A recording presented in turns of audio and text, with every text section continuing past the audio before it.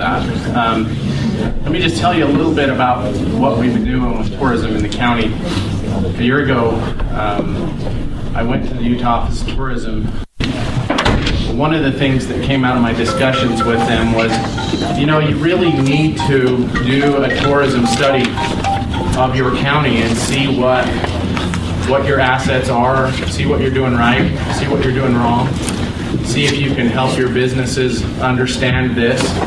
And we would recommend that you engage with Roger Brooks International and have them do this study.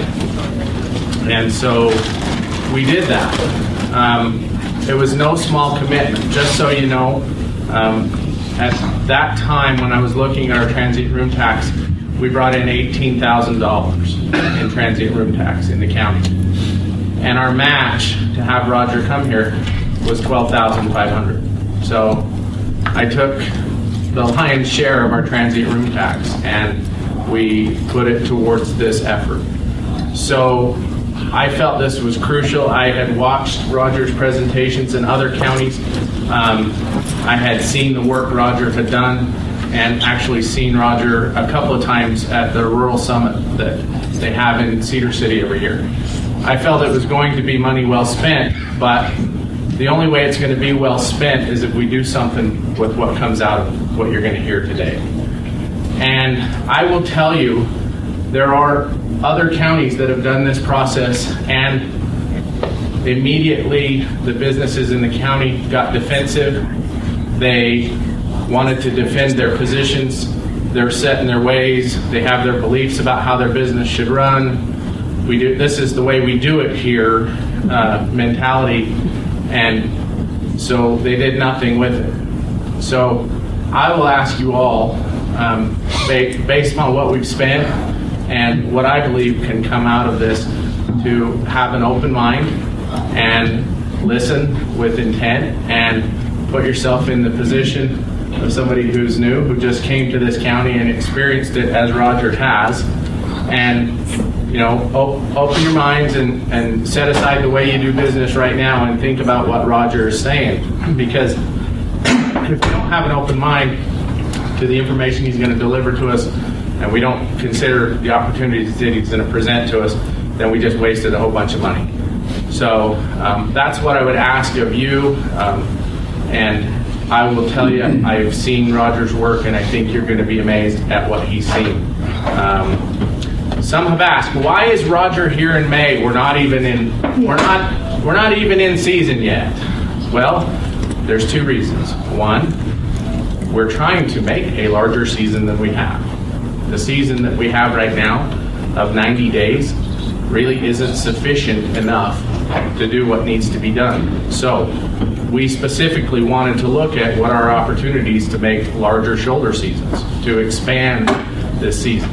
The second thing was, our grant has to be completed by the end of May to give Roger the time to do the work he needed to do and finalize the report and finish up and satisfy our folks at the Utah Office of Tourism who paid for half of this. We have to live by those rules. I want to tell you guys that the folks at the Utah Office of Tourism have been absolutely wonderful to work with, and they've been fantastic, and they really do want to help us. They understand our plight, and we're grateful for them putting forth the money to help us do that. With that, I'll turn it over to Roger. Thank you, Darren. How is everybody? Great. So, I'm just going to dig right in, and I am here with my wife, Jane. Where is she? There she is, right back there. And you cannot, we've been secret shopping you all week.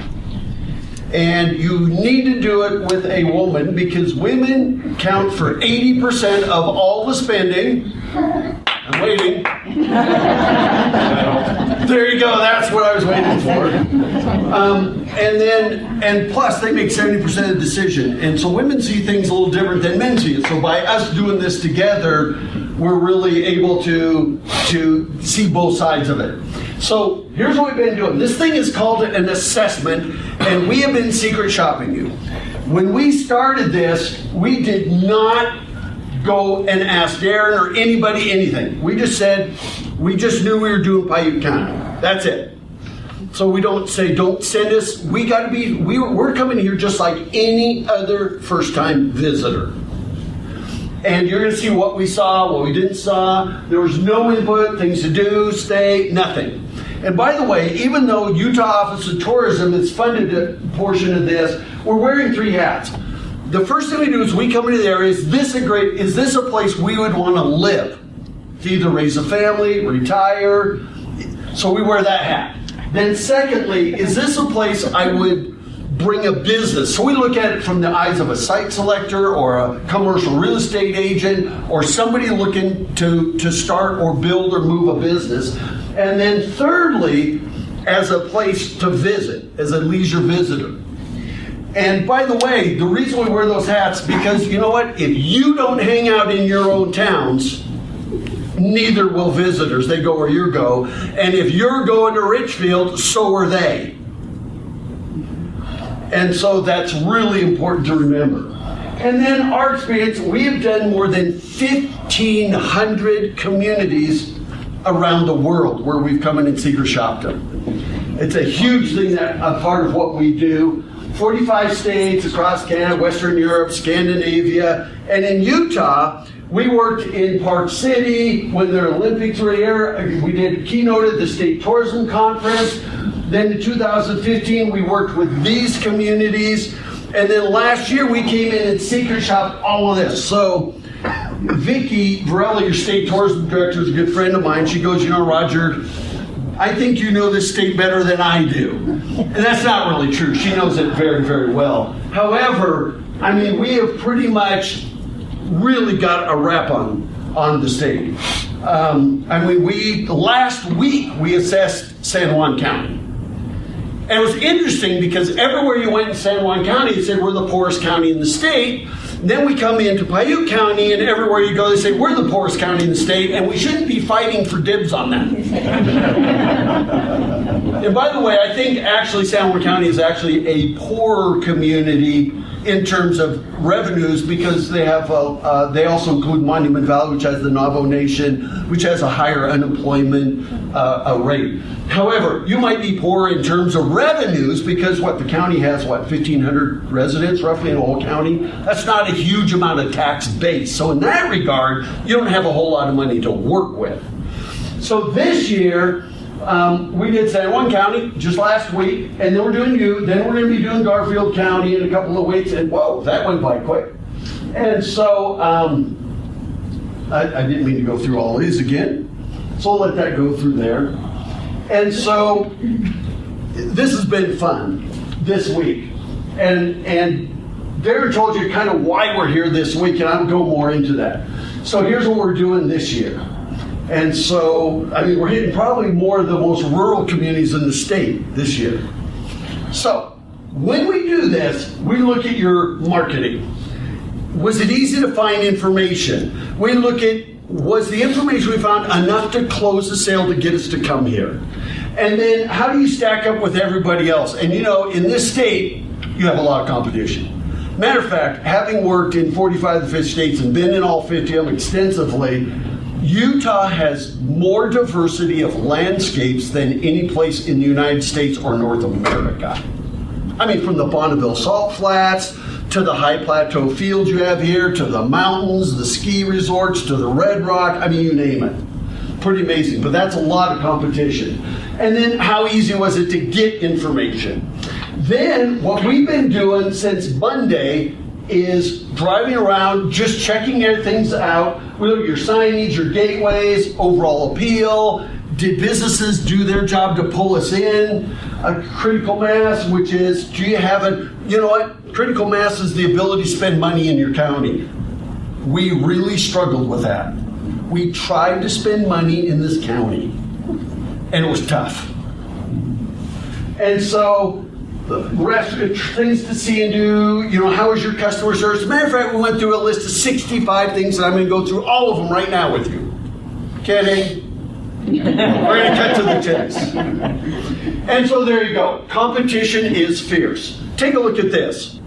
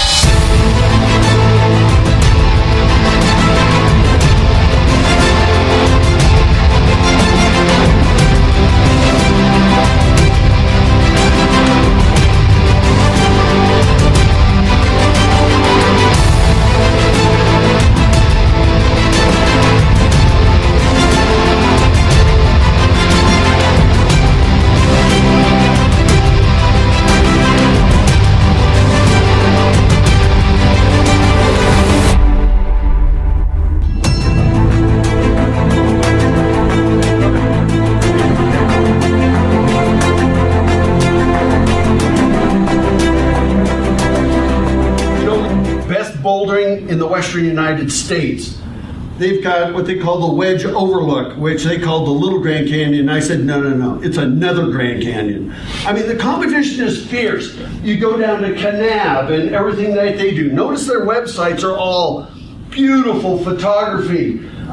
This is Bryce Canyon Country just south of you. I mean, even up at Flaming Gorge, we worked with their brand. I mean, they are America's trophy trout destination, America's most scenic trophy trout destination. And that's their brand. And then there is, of course, here we are in Moab, in that area. And then this is even in St. George, in that area. Or we could go up, we were in Heber Valley a couple of months ago. This is what they're putting out there. It just doesn't matter. And this is Cedar City, not too far from you. And heck, this is right next door. And so, our experience planning the trip, this is what we get here. You don't stack up. And so,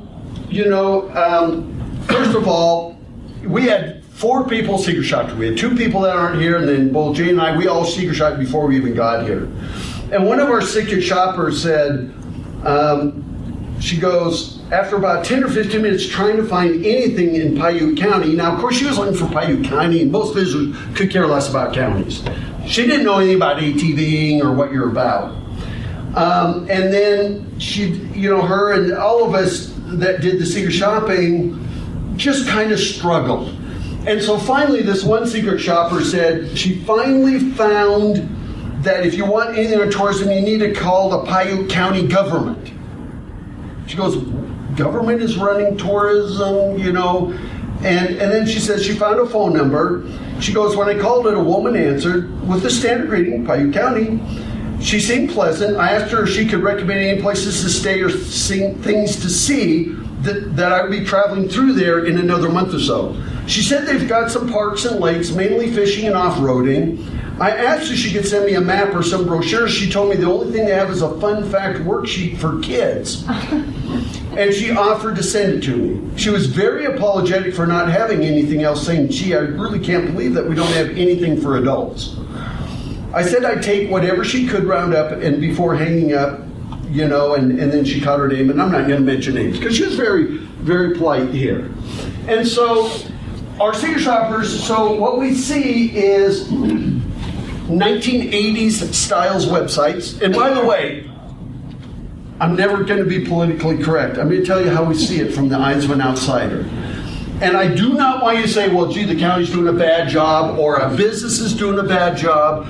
It takes a lot of guts to have somebody come up and say, Roger, we want you to come here and tell us what we're doing wrong so we can do it better.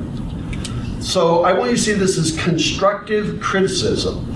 And so, but when we see it's a county website, tourism should never be on a county website. I mean, it needs to be the visuals. It needs to be like, wow, this is amazing. And look at the competition around you. We go to Circleville, have their website. I mean, you saw those Kanab and all those other ones. This is what we're seeing when we start looking at your county. Little tiny photos and just way too much text. And by the way, for anybody with a website, never more than 100 words of text on any one page. Photos really are worth 1,000 words, particularly here. And so, here's Marysville. All of this looks like 1980s. And this is the brochure we got. Right here. And so we got this brochure, and it's okay. We talk about Piute County, our heritage. Then we have pictures and kind of a map. No details. It just says we have fishing, boating, water sports, winter sports, guided tours, Bryce Canyon. By the way, I always say promote day trips that are within a 45-minute drive. Bryce Canyon is on the edge of that. But the problem is, if you're promoting Bryce Canyon, and we could stay in Panguitch or Bryce Canyon, a lot closer to Bryce Canyon, I want to make sure that you're marketing things that will get people to spend money and time and overnight here. Now, I'm going to get to where we stayed. And some people that go to Bryce Canyon are staying here because it's a whole lot less. And that's fine. That's actually great. However, the goal is not to be the cheapest. The goal is to be the fullest, where you can raise the rate. So we're talking about jobs. And so we did get that. So then what we did is we looked at TripAdvisor. TripAdvisor is the most visited website on the planet for visitors. And we put Marysvale, now we know, and we see Always Rafting, Kayaking, Piute Trail, Big Rock Candy Mountain, which actually isn't in the county, but remember, by the way, visitors could care less about county lines. Have you ever gone anywhere and said, there's the county line, turn around quick? We don't. And so there it is. So at least there's 3 things to do in Marysvale. We clicked on Circleville and there's nothing to do. And then we clicked on Junction and nothing to do. There's Piute Lake State Park. And by the way, you're going to see a lot of suggestions. There are no recommendations in this because we never talked to you first. It would be presumptuous of me to come in and say, you need to do this and this and this and this, when we never talked to you first. You may see things that you're already working on, then great, you've just been validated. But number 1, you could load up TripAdvisor. If there's anybody in Circleville or Junction or Kingston or anywhere around you, it costs nothing to start loading photographs and activities and trail maps and businesses onto TripAdvisor. Nothing. Doesn't cost anything. It's the most visited travel website on the planet. So when we started planning it, it looked like there was very little to do in this entire county. 3 things. One is a rafting company, and one, we didn't see ATV companies in here. And so, here it is, we did best ATV trails in Utah. Do you show up? Your dirt bike trails. These are all these different things here. And by the way, in Emery County, they said they had the best ATVing. Over in Beaver, they think they have the best ATVing. You've got, Brian, Duck Creek Village says they own the ATV brand. See what I mean? So there's lots of competition. Your good thing is you own the Piute Trail, or should. And so we look at these kinds of things. So we really started digging at it, Piute ATV Trail. So we click on that. So we start clicking on some things just to find out, because now we're starting to see ATV seems to be kind of the cause. Once again, we get back here to a map that's really unusable and no real photography. It's got lots of fairly good information, but there's nothing that goes, wow, we need to go do that trail. And so then we got tips and equipment and safety and everything, but once again, it's the old school look and feel. And so we really struggled with it. The map, you could download the map, but you know what? If I'm in Marysville, where the heck is this trailhead? I never could find it. I don't know where it is. It's somewhere there. It's everywhere. And so, there's just no details. And so, so we kept looking around. We saw there were 5 Austin family ATV trails in Utah, and we started scrolling down that. There it is. So we got Moab. Then we have Piute ATV, it's number 2, and then we have some other ones. And so there's lots of competition out there. But when we started pulling up ATV trails, everybody's lists, you started showing up. And I would start, there's a lot of third-party endorsements for the ATV trails. Go to YouTube and just start watching and people saying, this is flat out amazing. You need to start using those, 2 thumbs up like they do for movies. You need to use those quotes and you can use them. And so you need to do this because it will elevate the Piute Trail above all the other ATV. Because you know what? 283-mile loop does not help me as ATV, unless I'm going to tow around 50 gallons of gas with me and then go do the whole 283 miles. See what I mean? We break it off into chunks. So just because you have 1,000 miles, they all interconnect. So tell me why should I come to the Piute Trail here when I could do it from Beaver, right on Interstate 15, or from Richfield, or from anywhere else. See what I mean? And so, if the Piute Trail is not listed on those websites, so when I do this as best trails in Utah and stuff, if you're not listed on some of those, you need to contact them and say, you guys are really missing one, it's the Piute Trail. So this is going to take some time. It doesn't take any money to do anything I've said so far. And so I went to ATV Utah.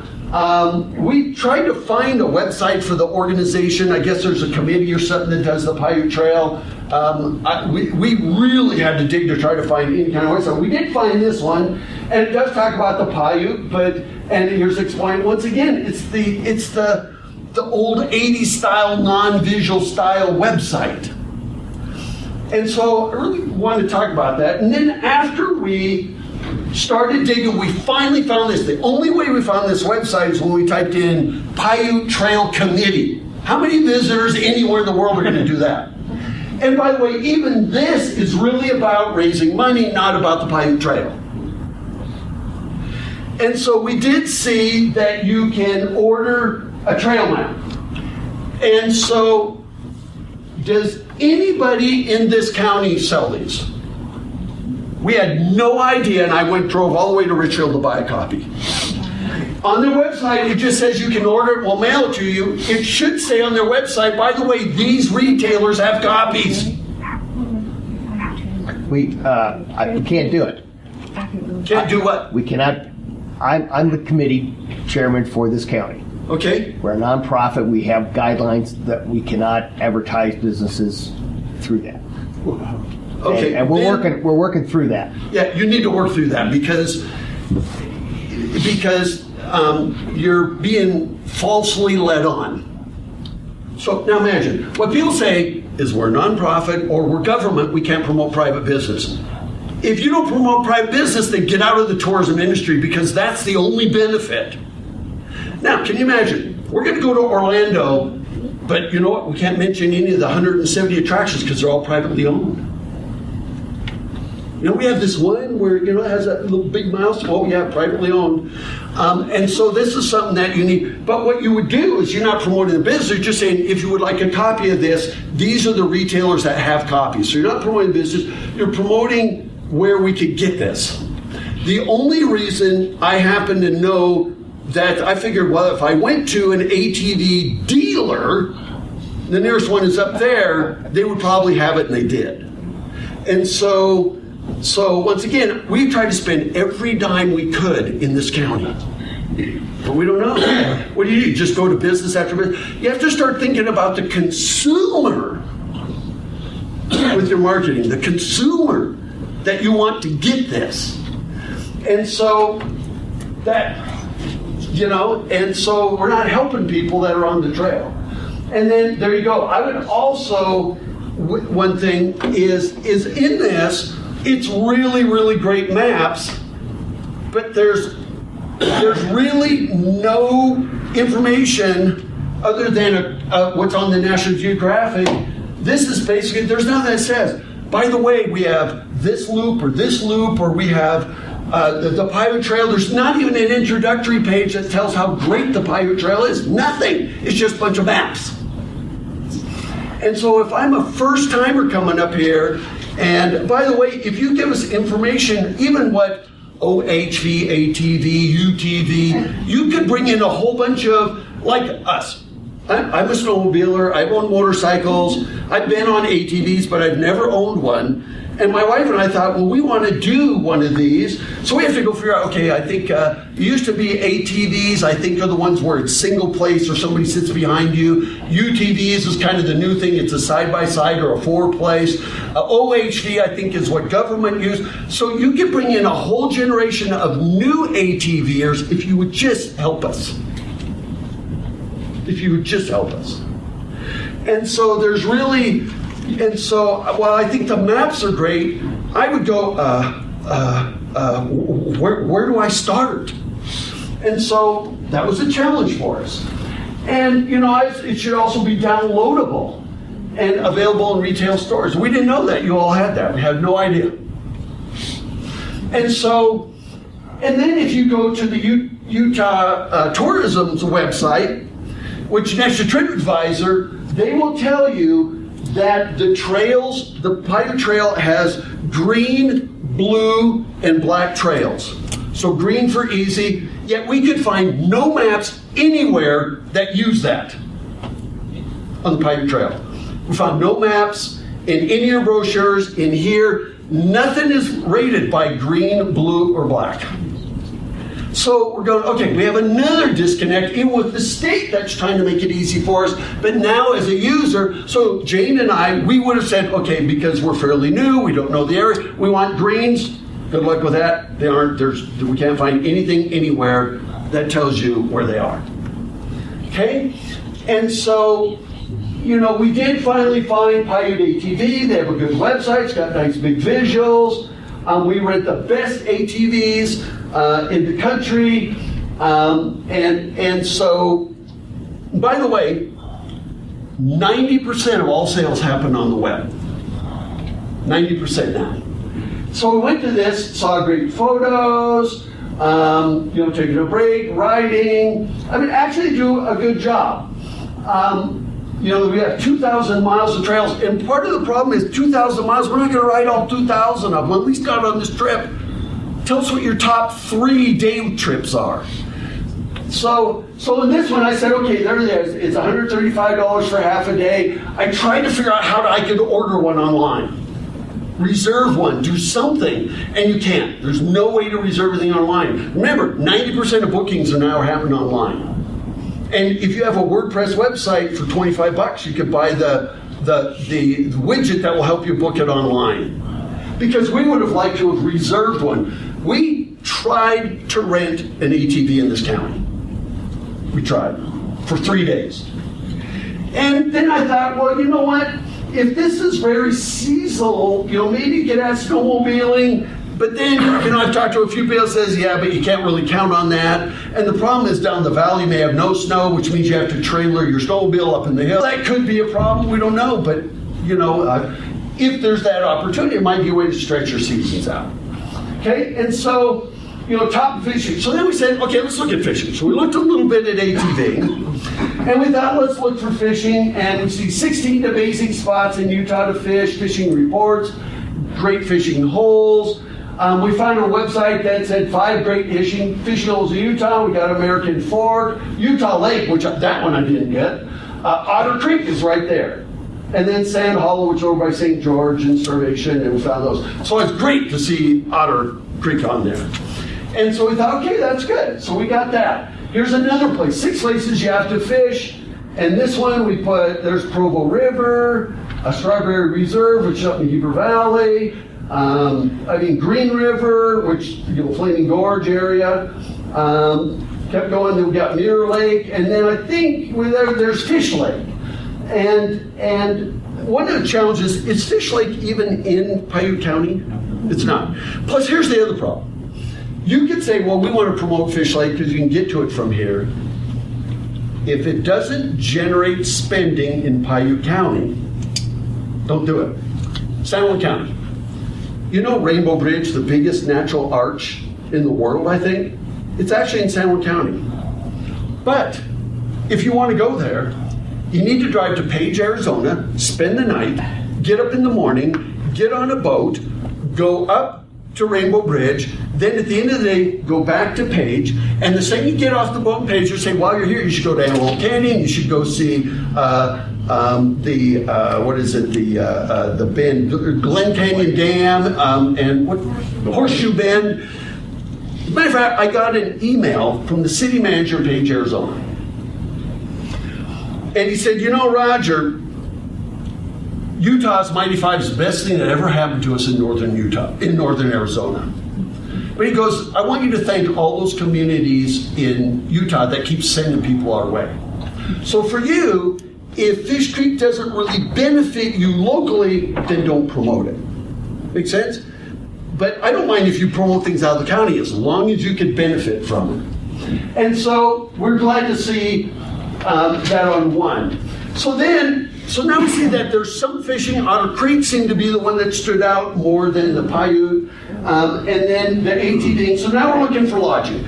So we go back to TripAdvisor. And if any of you have lodging, you can load up TripAdvisor for no charge of photos and everything. So we start looking at lodging, and because I travel 250 days a year, we'll pay a little bit more for quality. And so we start looking for that. So then we ended up over on Airbnb, and we started looking for places on Airbnb, just the area, and give you a couple reasons why. and I'm going to tell you where we stayed and why, is we have computers, scanners, cameras. I mean, this is a work week for us. And so we need a place that has like a kitchen table, where we can really spread out and stuff. So that's why, if you're saying, well, why didn't you stay in one of our hotels? It's probably because we didn't have enough room for the kind of work we're doing. Because we're not really here as a leisure visitor. So we did see that one right there. And when we saw these pictures, we went, oh my gosh, this looks really nice. I mean, I went, wow, that's really nice. Probably all of you know where this is. And is Camille here? Yeah. Oh, there she is. And by the way, we didn't know her at all. And she didn't know us. So we did see this. The photos look fantastic. We're going, this looks like right out of Architectural Digest. And is this your daughter? This is, yeah. You are missing your calling in life, young woman. She's one of the best interior designers I've ever seen. I'm going, can I get her down to Phoenix to do our house? I mean, phenomenal. But before we left, so I booked this. Jane says, Roger, where are we staying? I said, well, we're staying at an Airbnb house. And she goes, I Googled the address, and I mean, you put us in that? She goes, are you kidding? I said, no, that's not the house. And then we started taking a look. I mean, you can see there's tires and boards and, I mean, it's just like, oh my gosh, did we blow it? And so yesterday I tried to get out there and said, no, that's it. But you know what? Phenomenal.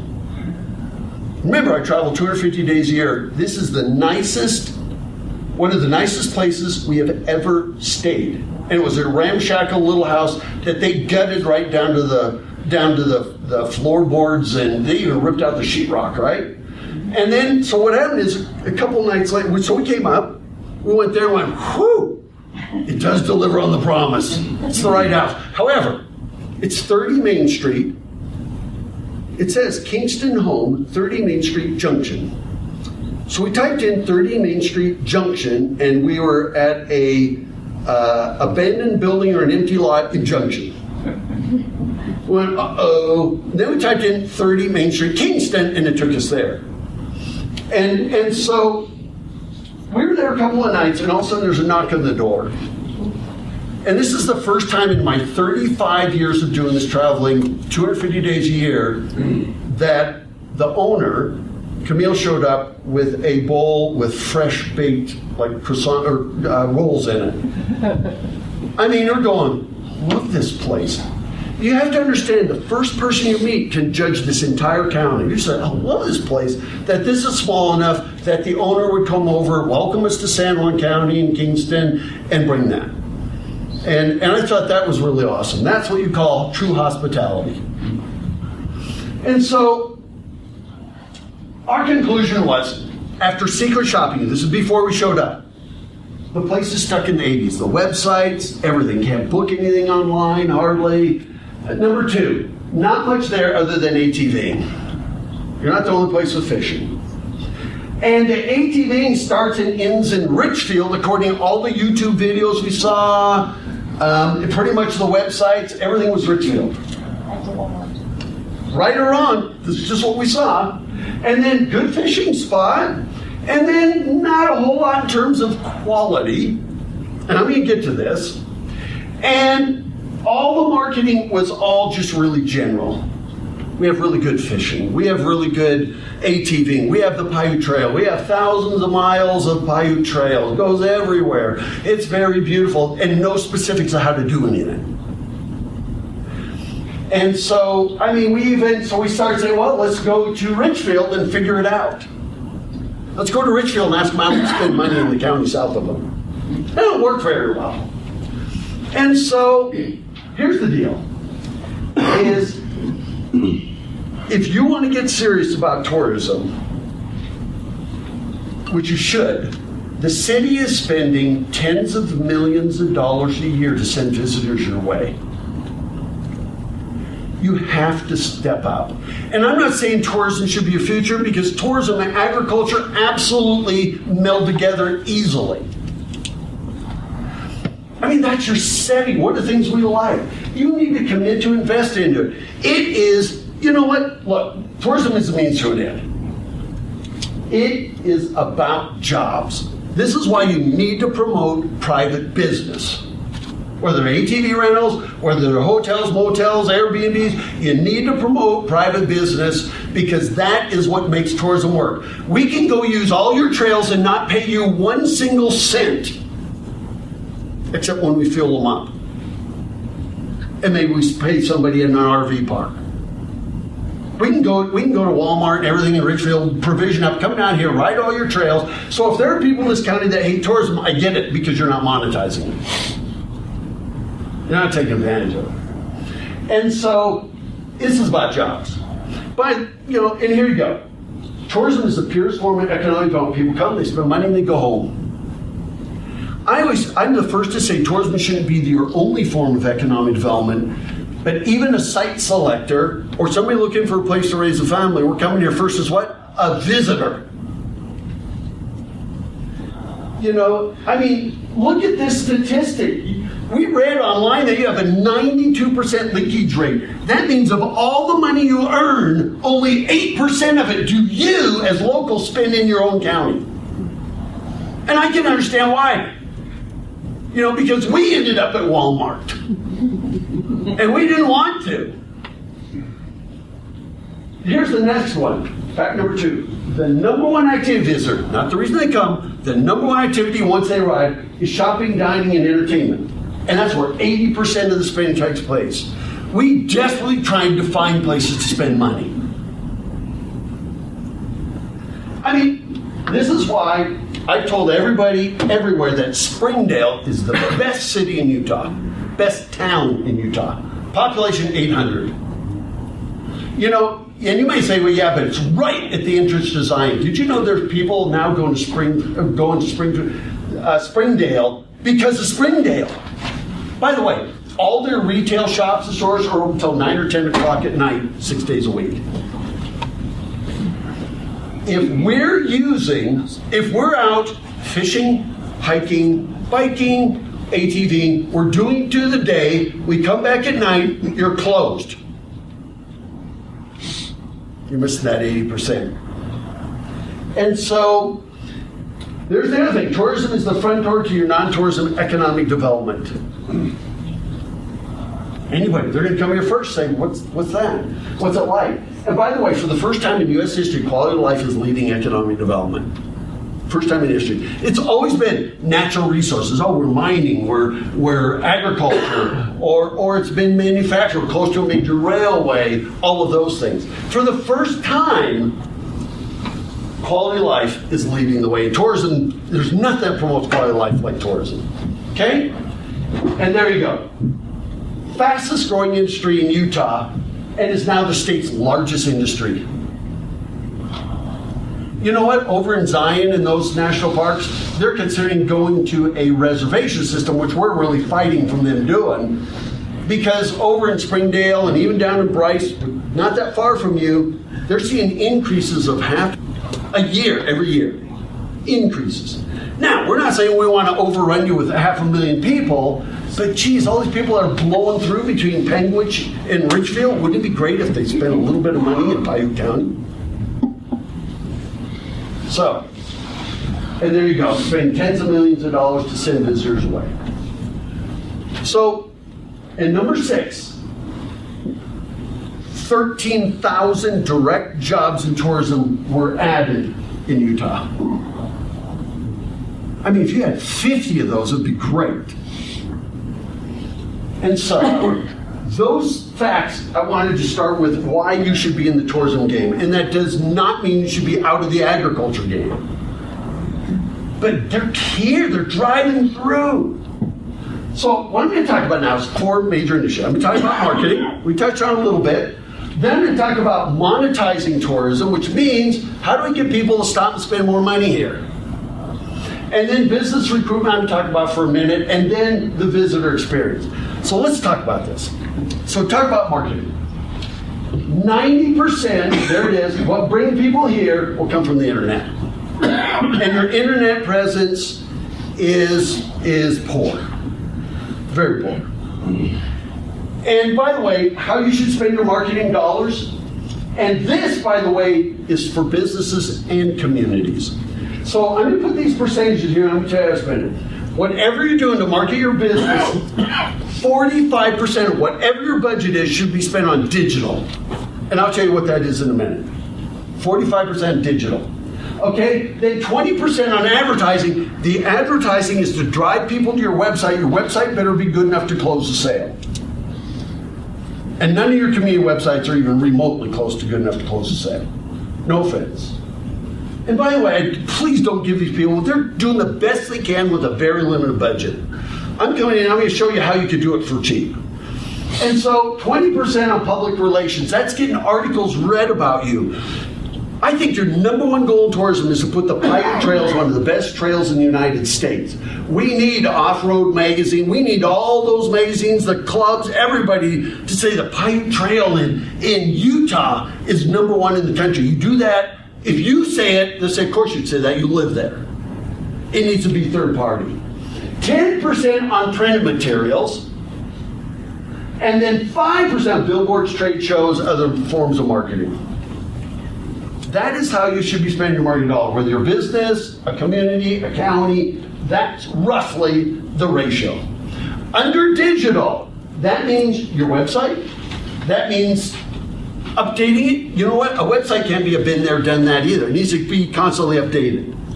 Okay, TripAdvisor, peer reviews, e-newsletter, if you do one, which you should, social media channels, search engine optimization, pay per click. If you're not on the first, by the way, 80% of people that use the web never go past the second page of search results.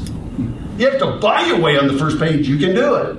It's like 5 cents a click, 10 cents a click, and they can stay on your website all day.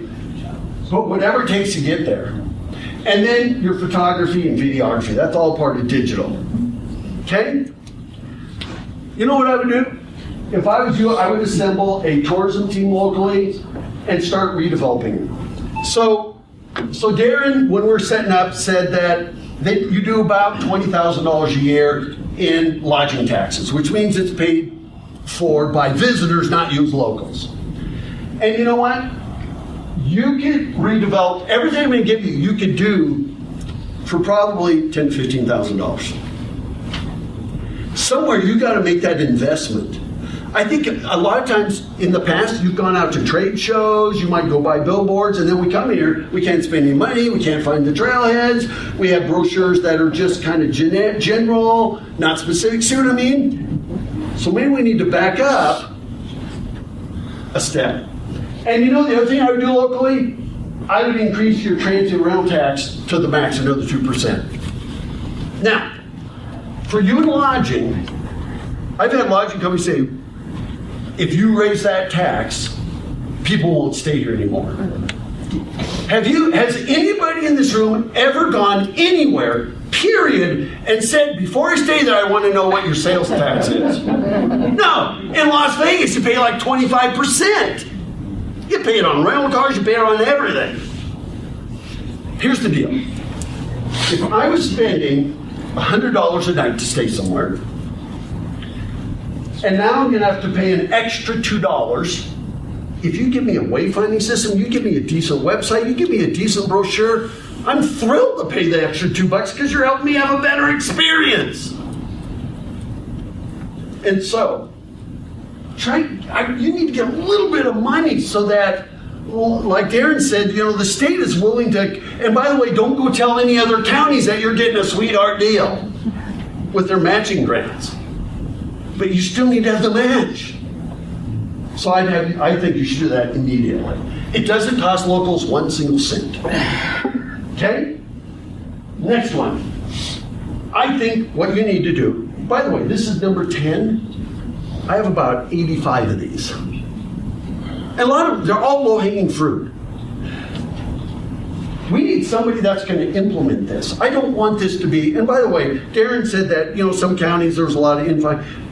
All the counties in Utah that we've done this for are digging in, all of them. Beaver County is the only one that's struggling, and it's because they are about equestrian, and there's a local debate whether it should be next to 15 or whether it should be out at the county park.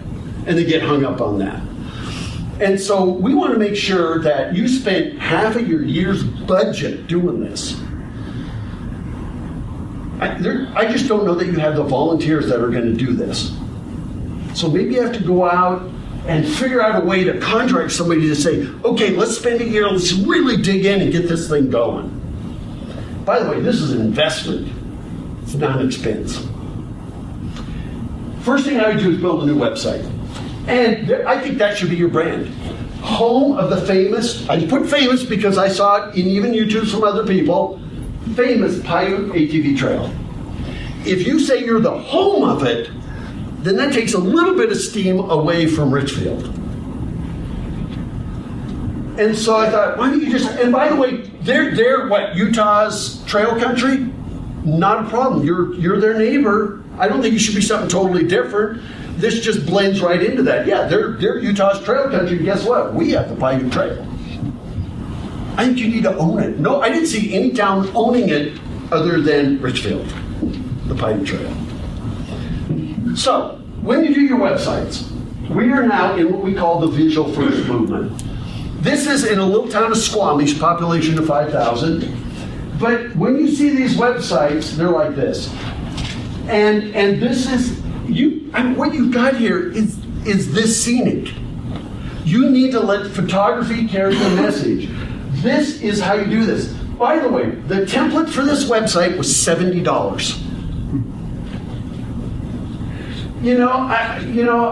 I mean, it's just, you could click on any of those. Okay, let me give you another one. This is a little town that this is kind of a bedroom community to Tucson, Marana, and they're just now getting in the tourism game. So they went and bought a WordPress template. This WordPress template was $80. And all they do is plug in the pictures and everything, and this is what you get. This is what you need to do. Let me give you one more. This is Kelowna, a town in Colorado. This is their website, and it's kind of cool. It kind of scrolls, then and now, and you can see then and now this. You actually, as you scroll, you're going right down this list, or you can click over here. So there it is. They're promoting their businesses. You need to promote your businesses. There's the stockyards, the roadhouse, their mercantile store, their local church, the post office. I mean, they did everything. So they're promoting all of this stuff. And this is, a small town with a rich history. They give you just a real quick snapshot of their history, which I think is cool, and I think you should do too. And then, they got classifieds. Look at this, watch for speed traps. Now that's what you call being visitor friendly. Telling us what to watch out for. And they keep going through this. There's the coffee house and planning your next event at the Kelowna Stockyards. And, if I go to this, there's the town. By the way, the population of Kelowna is 30. Okay? WordPress, theme force, about a theme, $60. They did it themselves. They actually got a little bit of help. I think they paid a couple $1,000, have somebody help put it all together. But WordPress is a nonprofit. There's Weebly. These are all ones you can, I always say spend your money in content, not the delivery system. Which means there's tons of themes. If any of you are looking at a website, go to Woo Themes, W-O-O, Themes, woothemes.com. WordPress is a nonprofit. And then you buy the theme. There's thousands of themes. There's themes for hotels, for houses, for real estate, for you name it. Go find a theme for like $60 and you just start populating it. That's what they did over here, San Rafael Swell. By the way, they don't promote it as Emory County. Never promote counties. They're home to the San Rafael Swell. Here we go, this is Utah.com, which is the private side. And so we went to Utah.com, and look at their ATV marketing is better than yours. And so Sunset, ATV Rides, ATV Capitol Reef, of Central Utah, ATV St. George, but of course they're promoting the whole state. This is why you need to own it. You need to own the Piute Trail. No more than 100 words on any one page of your website. Photos really are worth 1,000 words. So Camille, when you photographed that house, did you have a professional photographer do it? I did it the first time, and then the company I went with, Evolve, who runs it out to these different places, they said, guess what, we're sending in a professional. Yeah. The pictures aren't good enough. And I thought my pictures were pretty good, that's what I do, so. But I when did you- not take offense, I'm like sending in whatever, so. Yeah. I mean, it's that important, particularly for lodging. Her photos blew away anybody else in this entire county, let alone any that I saw anywhere in Utah. That was a worthwhile investment on her behalf to do that. So, you need to start working on this visual self. You know, I just went on Google, grabbed these from Google. Photographer always owns these. But whenever you do your photography, make sure you include people or ATVs. We relate to people more than we relate to scenic vistas. I want to go experience the scenic vista. You tell me what it's like going to see it. See what I mean? So all your photos should be along the lines of these, because now I can say, ooh, wow, what a cool thing. Whoa, he just barely fits on that bridge. You know, even these pictures where you show the scenic vistas, at least you still have a person in it. So when you do your photos, always show the experience. Okay? And then, you know, hopefully you'll end up with a YouTube channel, and we started looking at all of these different ones. Almost all of them promoted Richfield. A few did say Marysville. And we even have a video library, which, by the way, Darren, you guys are going to have for the next 6 months. And there's videos on how to do this. And you as businesses, they can use it. Anybody can use it. Go and say, okay, let's check out what he said about photography. Each one of these little video workshops, just like I call it Netflix for communities, they're all streamed, so you can just watch them at home. And there's a good guide. The other thing you need to do is make sure, because you're Piute County without an A. And the Piute Trail is with an A, so when you do your search engine optimization, you need to make sure that both of these come up. I mean, when we did it, I did Piute ATV Trail, and Google automatically, do you mean this? And I went, yes, I'm glad they got that. By the way, one other thing about websites. If your website is not mobile friendly, Google will knock you down in the listings.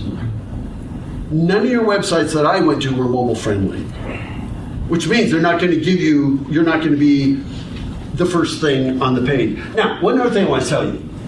People do not look for counties. So when you say, woohoo, I typed in Circleville, we were #1, you're the only one doing it. Because you know what? We're looking for most scenic ATV trails in central Utah. Job opportunities in Piute County. Notice Piute County wasn't first. Or we go places to stay in Marysville. Marysville's at the end, not the beginning. See what I mean? And so that's just something to keep in mind, that they're not looking for the name of your business, they're looking for ATV rentals, Richfield area, and even if you're not in Richfield, I hope you come up on that first page. Always promote activities over amenities. Just so you know.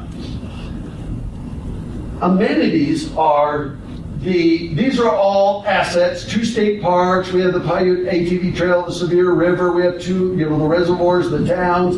Those are all amenities. What you need to promote is blue ribbon fishing or ATVing on the famous Piute Trail. Always promote the activity. Wildlife viewing, family reunions, historical site tours, photography. Promote the activity. And say, here's where you'll find it. Okay? And then details, no more generality. So, if you're about fishing, I could not find one single answer on your 2 reservoirs of what will I catch. Well, actually, I did see that, and you'll see it coming out. But where do I get a fishing license? Is one even required? How much is that fishing license? What are the limits? When are the fishing seasons? What time of day is best? What kind of bait should I use? Is there a bait and tackle shop anywhere in town? I can't find any of this information on any of your websites. And are there fishing guide services locally? If so, you need to promote them. Promote your local businesses. And then how do I get specific fishing spots? Is there a place to park when we get there? Is it public land? Is it private land? Is there anything else I should know? If we can't find any information, you know what we do as visitors? Next! And we're gone. So, ATV. Where can I rent an ATV? When we drove around, we found a few places. And then, what are the costs? And then, do we need to get a trailer or two of them to Trailhead? We tried to rent an ATV for 3 days. We don't know when we rent them, is the Trailhead right wherever the rental spot is? And is there, do you have half-day rentals, but you tell me you have thousands of miles. That's not very helpful. I can't do that in half a day. I can't do the 283 miles in half a day. Tell me a loop or something that I could do in half a day. And maybe say, here's one that's famous for wildlife, and here's one that just has amazing scenic views. Here's one, that's how you should promote it. And then what time of year is best? You know what? The reason I'm here in May is because you guys are stuck in the Memorial Day to Labor Day mindset. That ended in the 80s, like your websites. The peak months for boomers and spring break and all those is April, May, September, and October. So here we are in the middle of May, and it's like you're closed. And we don't know when you're open. There's no signs anywhere that says, well, we all open right after Memorial Day. There's no signs anywhere. It just says closed.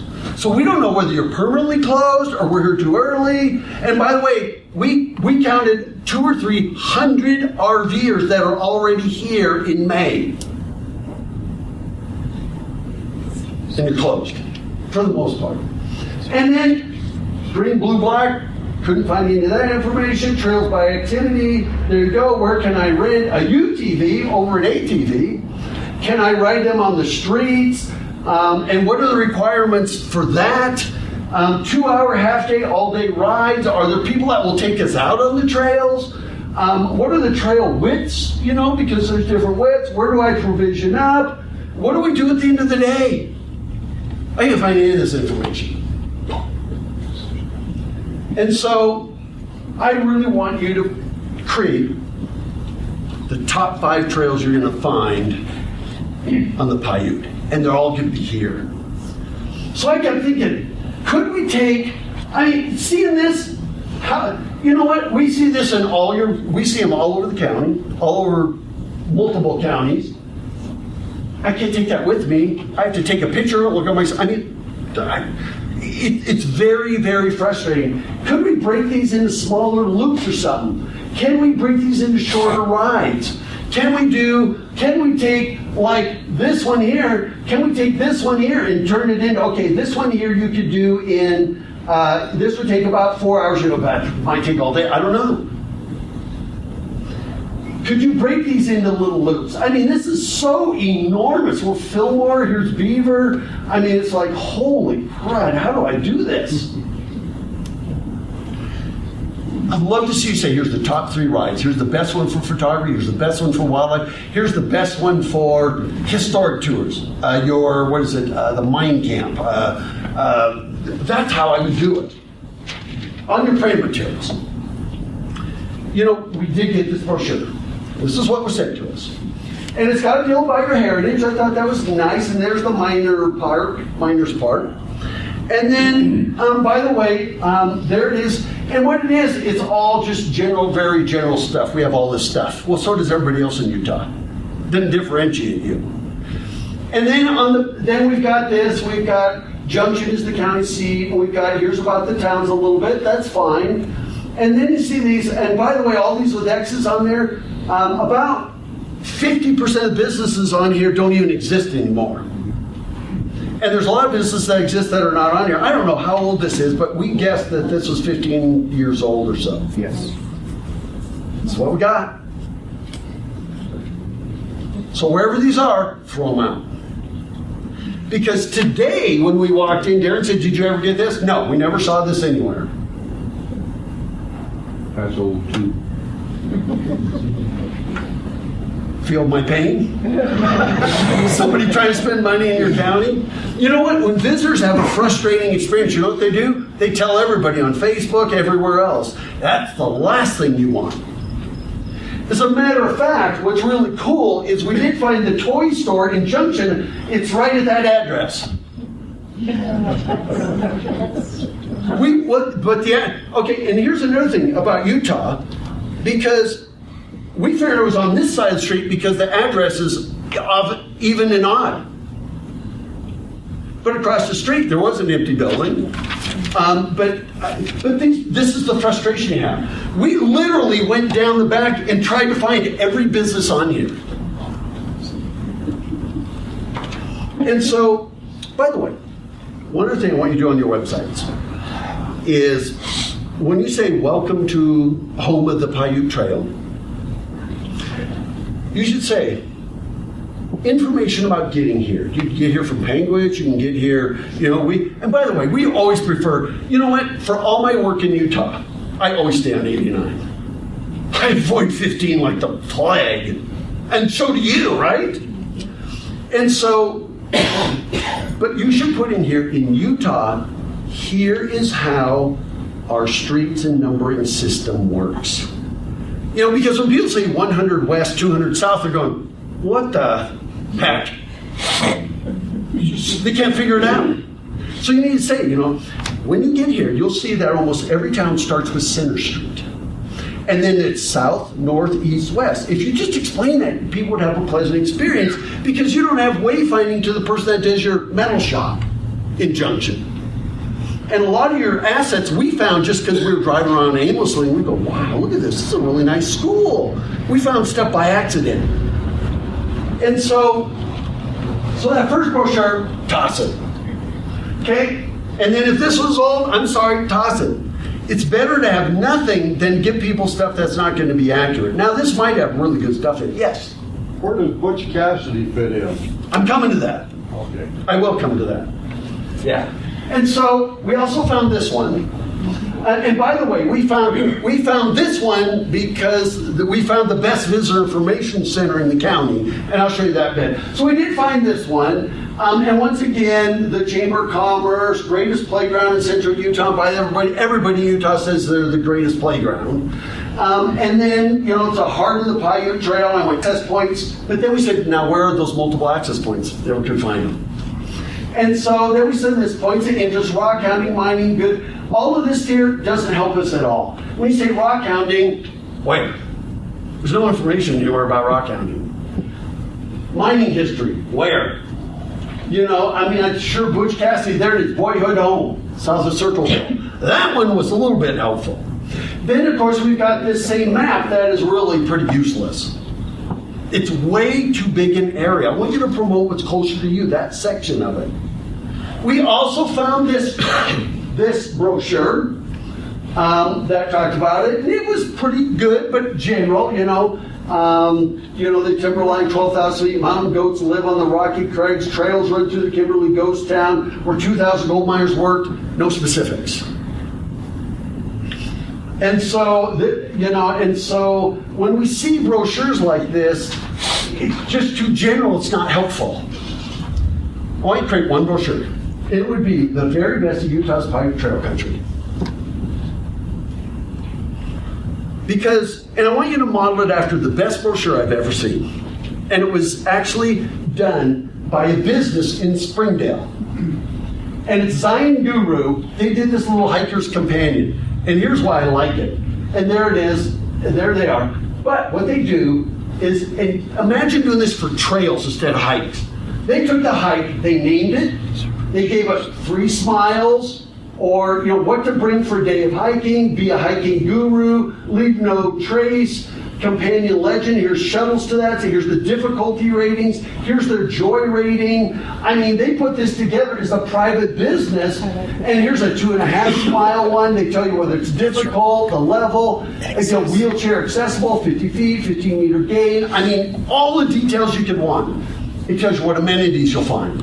It'll tell you what the ratings are. It'll tell you the difficulty, the elevation gain loss, the average hiking time. If you did this for ATVs, you'd have people coming from all over the western United States or from everywhere. Because this is helpful. But when you do the very best of Utah's Piute Trail, when you do that little guide, Reader's Digest is a nice little size. This size. This is a nice size. Great size.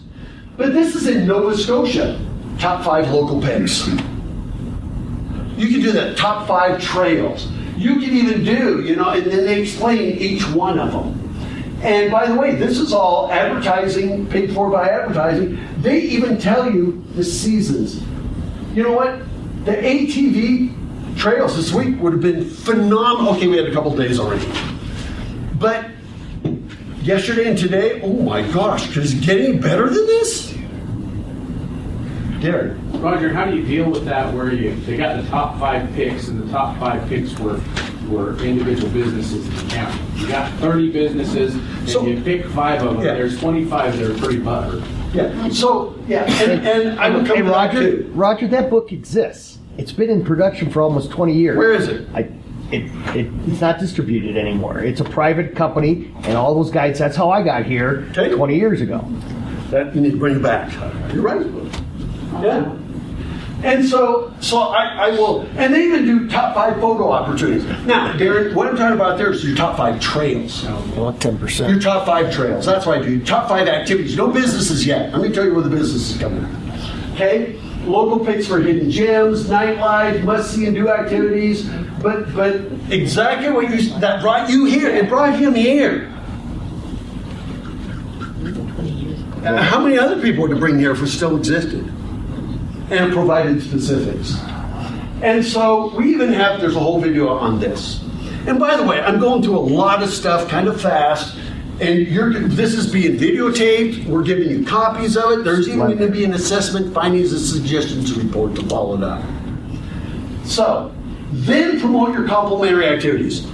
That's where your businesses come in. Here's our top 5 trails, and when you're done, if you're taking the trail from Marysville, when you come back, we want you to have dinner at, Tomato Pizza Pie, or one of the places there. If you're leaving out of Circleville, when you come back, eat at is that where Butch Cassidy hides? Are you in Circleville? Yeah. So eat at Butch Cassidy's Hideout for dinner. And by the way, try a certain dish that they might specialize in. We ate there, and the tacos were really good. And so that is where they come in. Now, what you can do, and I'm going to get into itineraries. And so, for one, you might say, well, we're going to promote having breakfast at one place, and then when you come back, have dinner at another place. But then there might be one that says, if you're a non-ATVer and you're fishing, you might recommend another restaurant in the morning and the evening. So everybody's getting their fair share. You're not saying, eat at one of our many fine restaurants. That's not very helpful. And I'll get into that. And so that's your complementary activities while you're here. By the way, that's where most of the spending takes place, is the while you're here stuff. Is there a question? Yes. No? Okay. So there it is. Incredibly fierce. And so we'd love to see you do a Hidden Gems book. Here's something that a private party could do it. And Darren, I will send you a copy. So remind me and I'll send you a copy. This is a little book that's about this size. And a private guy did this in Door County, Wisconsin. I don't want you to do the 101 things to do in Piute County, because you end up doing what they did down in San Juan County, where they said, talk to a senior citizen. Oh, great. So I'm supposed to walk around. Oh, you're a senior citizen. I need to talk to you. Sometimes we try to just fit stuff in there, But what they did, this guy did this. And I'm going to read you one. It says, on our favorite Sunday morning starts with breakfast at the White Gull Inn on Main Street in Fish Creek. Splurge on a slice of their famous Door County berry cream, sour cream coffee cake. So, then take a much needed road down Cottage Road. He did a bunch of these. By the way, cost him $4 to print. He sells it to visitor information centers, retail stores for $10. So he makes $6. They sell it for $15 to $20. And he's done 40,000 copies. And they were selling these at a state park store in Wisconsin. And they started surveying the customers. Would you mind if we survey you a month from now and a year from now? 82% said we kept coming back for more of those hidden gems. If you did, I mean, you have so many hidden gems in this place. And they're while you're here, you gotta go check this out. Or you gotta go check this out. And somebody could do this private side. By the way, you can print it in full color now for $4 a book. The other thing you can do is create sample itineraries. And this one, we did one for San Juan County, and it was hard to do. But I'll just show you one. We did a whole workshop on this, and half of our staff is in Seattle. So I called Jordan that works for us. I said, Jordan, do a half day, a morning walking tour in Seattle. So he put this together. He said, Seattle in one day on foot. And he said, start at Olympic Sculpture Park at 7:30, then go to Pike Place Market, you know, the famous Pike Place Market up there. And it tells you how much the cost is, when they're open. Then go down the waterfront in the Seattle Great Wheel. Or if you don't want to do Great Wheel, you can do the Seattle Aquarium, then have lunch at Ivers. But see how we're building private businesses into this? This is the way a travel writer thinks. And then Alki Water Taxi, and then Pioneer Square Seattle Underground Tour, and then, you know, here it is, go to Seattle Center, and then go to Space Needle, and then at the end of the day, go to the Pink Pike Place dinner at the Pink Door Restaurant. You know what happened is, we did that as a lark. We had all these people tune into a webinar.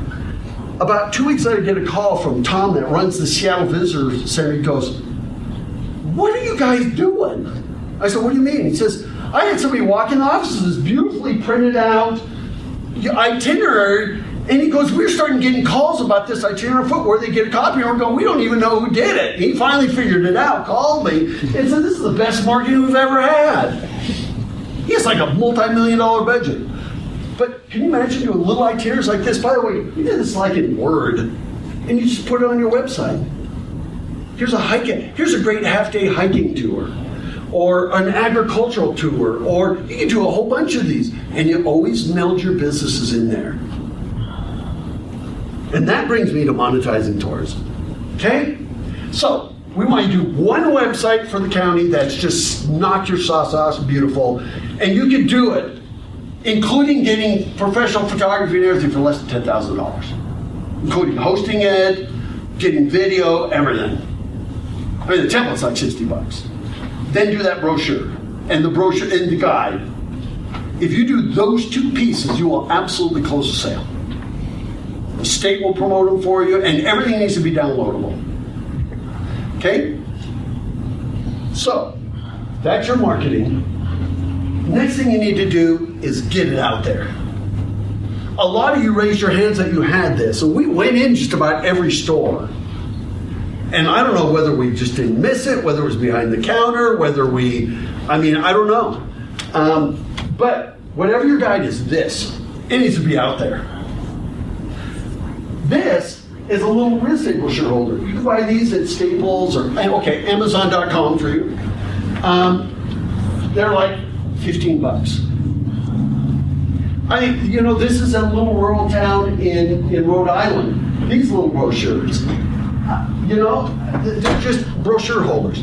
By the way, before we go somewhere, number one reason we come here is word of mouth for friends and family. Number two is the internet. Number three is marketing, articles, stuff we read about you. And then brochures a third of the time. So I'm not saying brochures aren't necessary, because still a third of the people. But once we arrive, brochures are number one. Number one. Okay, thank you. So, there's some people have to go to work, but make sure you see the video. And so, number one. Because you know what? Once we're here, we're in a restaurant, we want something to read. We don't want to be on our phones, we want something to read. By the way, you don't have cell service everywhere in this county, found out. And so, then the internet, and then word of mouth. You need to make these easy to find. Kiwanis and Rotary did this in Moses Lake, Washington. Not very well designed, but you get the idea.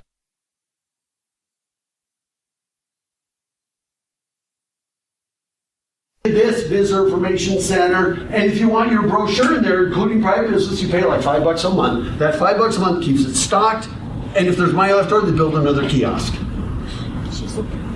I mean, we have a whole video on that. Look at this one. In Flemington, New Jersey, they built, this is a little bus stop, but you notice what they did with it? They made a little Visitor Information Center. We could not, you're the only county in Utah that we've been able to find that does not have a Visitor Information Center anywhere. If there is one, we never found it. There is one, okay? And so, look at this. I love this. This is North Platte, Nebraska. They paid a local guy $300. And there it is. They have the state's guide, they had a little best of brochure, and then their guide. So you can just make this however you want. Because the best Visitor Information Center we found in the county was the coffee table in our home. Really? There it is. I mean, there's the Utah, the fishing guidebook, there's this one, there's that one. By the way, that's not all. There's even all of these. So what you need to do is go over to Camille's place over there, knock on the door and say, "Excuse me, I hear you guys are visitor information." No. You know, and so I think you need to have a official visitor information location. What you could even do, we're all about putting visitor information in retail stores. So wouldn't it be cool if Piute County created a little seal that you could stick on your door and says, "We're an official visitor information location." Then inside, all you have to have is one little rack brochure. It pulls us into your retail stores. So you don't even have to go create another overhead. I mean, the county does not have overhead to staff a visitor information center. But if you have them in the retail, you put that sticker there, official visitor information. And then all you have to have is one little rack with 2 or 3 brochures. Good business. And so there you go. Here's our experience. When we came in, we did find Butch Cassidy's Hoya Dome. Now, it's a great complementary activity, which means once we've seen it, we've been there, done that. So it's not your main attraction. However, you know what's really cool about this? It is a historic site. And as a historic site, the Utah Department of Transportation could add that on wayfinding signs even as far away as 15 or 70.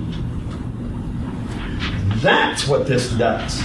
And it gets people that are in Richfield or off of 70 to go past Marysville. So they find the town of Junction, they find the town of Circleville. So this is a good thing. Even though it's not your main attraction, it's still a great thing to have. Now, I hope somebody's going to go sure it up because it's starting to look like the Leaning Tower of Pisa. Couple suggestions is I would make that parking lot half that size. It's right up to the house. I think that parking lot, there needs to be some space so people feel how rural it is. And so if it was me, I'd probably redo that. You know, because this is it from Google Street View. Where is it? Right there. And I thought, boy, if we could just put the parking over here and let people actually walk to it so they get a feeling of the place. I mean, I even went so far to say, if this was your parking lot, right now it's shaved clear up to like here, right in front of it. If you did this in your parking lot and you put a little a kiosk there, a little gazebo or something, that might have some panels in it because you can't just show the house. You need to tell the story. I read in something that, you know what, contrary to popular belief, he did not die in a shootout in Bolivia. It'd be good to know the real story. By the way, we've worked in Rock Springs where Butch Cassidy got his name. Rock Springs, Wyoming. He worked at a butcher shop there. But if you put a little thing, and this here is a little fence. I just said if you could put just a little wrought iron, they make them out of vinyl now, and then you do a little walking trail over to the house, and you put a couple of info panels with another little fence in between to keep people from trying to get in there and climb on it. But one thing I want to make sure you do is don't just promote it now with nothing there, no signs, no anything. What? Yes, there. the entire cabin's going to come down, be restored. There's that parking lot will have all the cedar split rail fence installs. Oh, good, perfect. So there's a master plan, and then this is an extension of the Piute Trail system will come into the back of the Oh, really? See, there's things, okay, good. Just started. Just started. Just We started, got the perfect. money. That's awesome. So that's great. So what I mean, you're already working on things. So what I would say is I would always put, while you're here, you got to check this out. It's another reason to get on the trail and find that's how you can get on the trail. And then number two, it's going to get you signage, it's going to get you state recognition. It's going to put that part of the county on the map. So it's from the Panguish, it's worth driving north. And by the way, some of you may say, well, why are we doing that? It's in a different county. Who cares? Right. Hey, what is it? 3 minutes to Circleville versus what? A half an hour to Panguish or whatever? I mean, come on. So don't ever worry about county lines. You market what you can monetize. So anyway, great. I'm glad you're working on that. We did see this sign. Have no idea what it is because we can't find any information anywhere. So we decided, what the heck, we're going to drive down there. And then once we turn, we see it's 4.5 miles. Thank you. You should always put miles when you have signs. So we know what, because I don't know whether it's 500 feet or 500 miles. And then, so we see Parley P. Pratt, and for anybody who's non-LDS, they have no clue who that is. Yet we see a marker there. We actually saw a couple of them. We have no idea what the story is. That he was sent down by Brigham Young to colonize, so to speak, this area of Utah. Just a little sign. And so that would be a great little thing to do. So we started driving down there, and I'm going, man, wish we had an ATV to go do this, because I don't know what we're dealing with. And we drive down there, we finally see this. What is this? Does anybody know? Forest Service right there. So that's okay, that doesn't, I thought if you had that on the Piute Trail, we don't know where they have like little mile markers or are there? Okay, because we didn't get a chance to go out there. And so I was just curious on that one. This one here, when we see things like this, well, the town did this and apparently they don't care anymore. I know that's not true, but that's the impression a visitor would get. We're now Birch Creek, Amp Grund, And then, so we kept driving up there and we see, here's the Pavilli Drup area. And it's beautiful. I mean, it's just a beautiful, serene sight. Now, does this connect somehow to the trail at all? No, it doesn't? Okay. But still, beautiful sight. So this would be while you're here. If you're looking for a really serene place to have a picnic, maybe you want to go check this out. Trail will cross that road when we get to Perfect. Okay? As we're coming north, you need to do some cleanup. And overall, you do pretty good. But I think that if a group of people went out to this home, in 20 minutes, you could just kind of organize this because it's obviously under construction. But if you just kind of, people judge a book by the cover, fair or not. Matter of fact, I had quite the experience over in Canal. We were there in October, November, and there was busload after busload of foreign visitors going through there on 89. And they come to Glendale and they see we counted more than 150 abandoned cars, stuff kind of like even worse than this in what you have. Just everywhere, strewn everywhere, blue tarps and everything. And then you get into Orderville, it's even worse. I mean, cars piled everywhere. And on the bus, you have all these people, I saw them sticking their cameras up. And on the bus, these foreign visitors are going, wow, so this is how Americans live. You? And we had about 150 people in the audience over there. I said, you know what? I don't think that's even true. They're going to say, wow, so this is how Utah people live. I said, you know what? The tour guy on the bus is going to say, let me tell you about the LDS, the Church of Jesus Christ of Latter-day Saints. Let me tell you about the church. And Brigham Young had sent down some people down here to create this new order in Orderville. And they're talking about how this is. And I said, you know what people are doing on the bus? They're saying, so this is how Mormons live. And the whole audience went, ooh! And now they're cleaning it up. But what are we supposed to do as business owners if we address it with a private person and all we did is So- edit? So the way to do it, first of all, most counties or organizations should have abatement ordinances. Okay? But what they're doing in Orderville and Glendale, the town, because some of those old cars, some of them are kind of cool. I said, maybe you could find an empty lot and take some of the old cars with flat tires and just line them up because they're really cool. Even if they have flat tires, just temporary.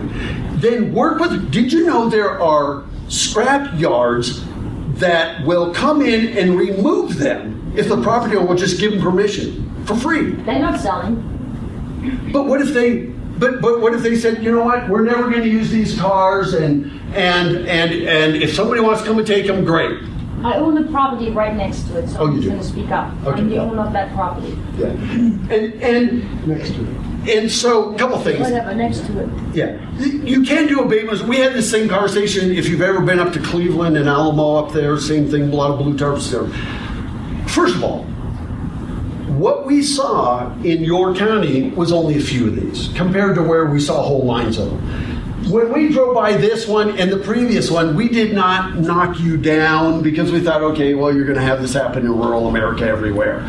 I do believe that at some point you need to have abatement ordinances, and abatement ordinances need to be enforced. Okay. Okay?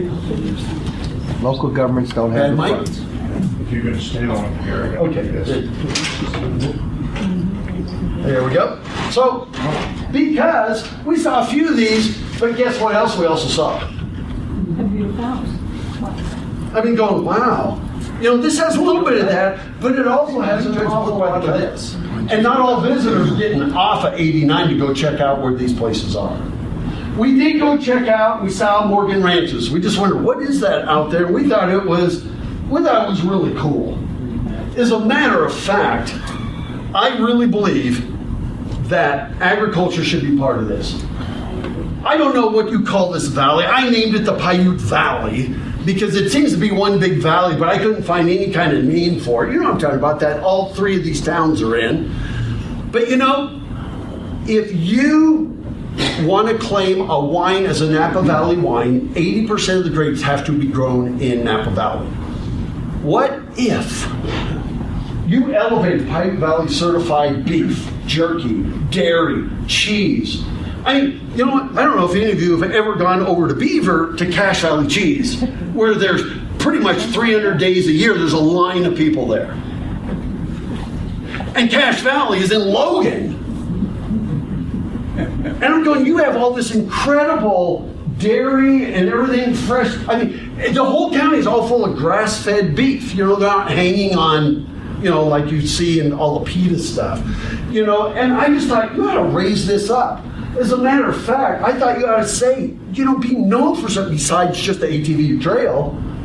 I mean, I think the beef and stuff that you have here is awesome. The cattle, the dairy. I mean, I know you have turkeys too. But, you know, I even thought, could you take an old Grange building along the highway? We'd like to see a bit. I mean, this, I love this cool building.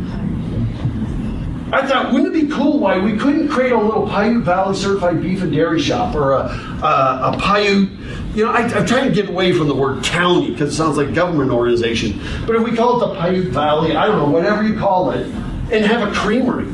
I mean, I don't know if anybody here ever went to Utah State. You go to Utah State in Logan and go over to the creamery there where they sell Aggie ice cream. I mean, yeah, that place is a line all year long too. I just thought that if somebody here in this county could create a little retail piece, and I am sure that all the farms and everything are wholesalers. They're not retailers. But what if we don't expect your farmers to go out there and all of a sudden start making cheese and start selling. But if you had a small business that they could buy wholesale and they make the cheese, they make I mean, you know what? If you had Piute Valley ice cream here, once again, I'm making that up, you'd have people pulling off everywhere. If you've ever driven on Interstate 8 from Salt Lake past Park City into Wyoming, ever see the signs that say clean, spotless restrooms, ice cream cones, 35 cents are now 50 cents? You know what I'm talking about? Little America. You know what's there? A gas station, a hotel, a restaurant, and a gift shop. They put out those billboards. It used to be 25 cents, then 35 cents, now it's 50-cent ice cream cones. A couple years ago, I called them and said, I'd like to know how much money in non-ice cream sales you get because of those billboards. Spotless restroom, 50-cent ice cream cones. $1 million a month.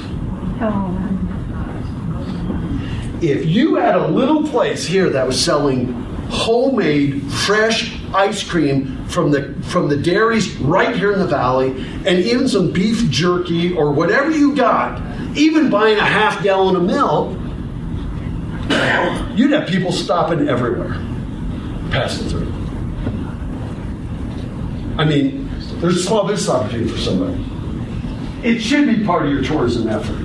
There I put beef jerky, a butcher shop, fresh milk, cheese, and a locally made ice cream.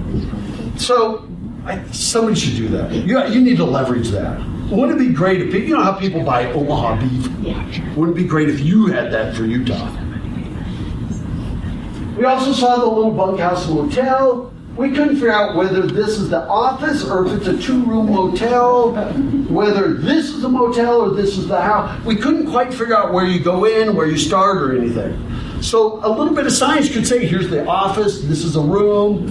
I'm not too sure. Is it still operated as a motel? Okay. Yes. It does. It does, okay. And is this the motel, or? They live in a house and then they also have an office right in their house. And that's a hotel room right there, but you're right. Okay, but it doesn't say where to go or anything. We didn't know, do we go knock on the house door? Just little things like that. See, these are all things people could fix for $50 or less. And so we did see this. We have no idea what it is. It's a great little building. It obviously has Circleville anglers. We have no idea whether we can just walk in, whether it's a retail store, whether it is a guide service, whether it's a nonprofit association for anglers. What is it? Somebody tell me, what is this place? It's a fly fishing shop and they do tours. And there's nothing that says that. It's okay, I'm going to call Emmett. But see what I mean? We got it. So it's a fly fishing shop. It's a fly fishing shop. Can we just go walk up and just walk in, or do we need to knock on the door because they also live there? Left side the motel or right side the shop.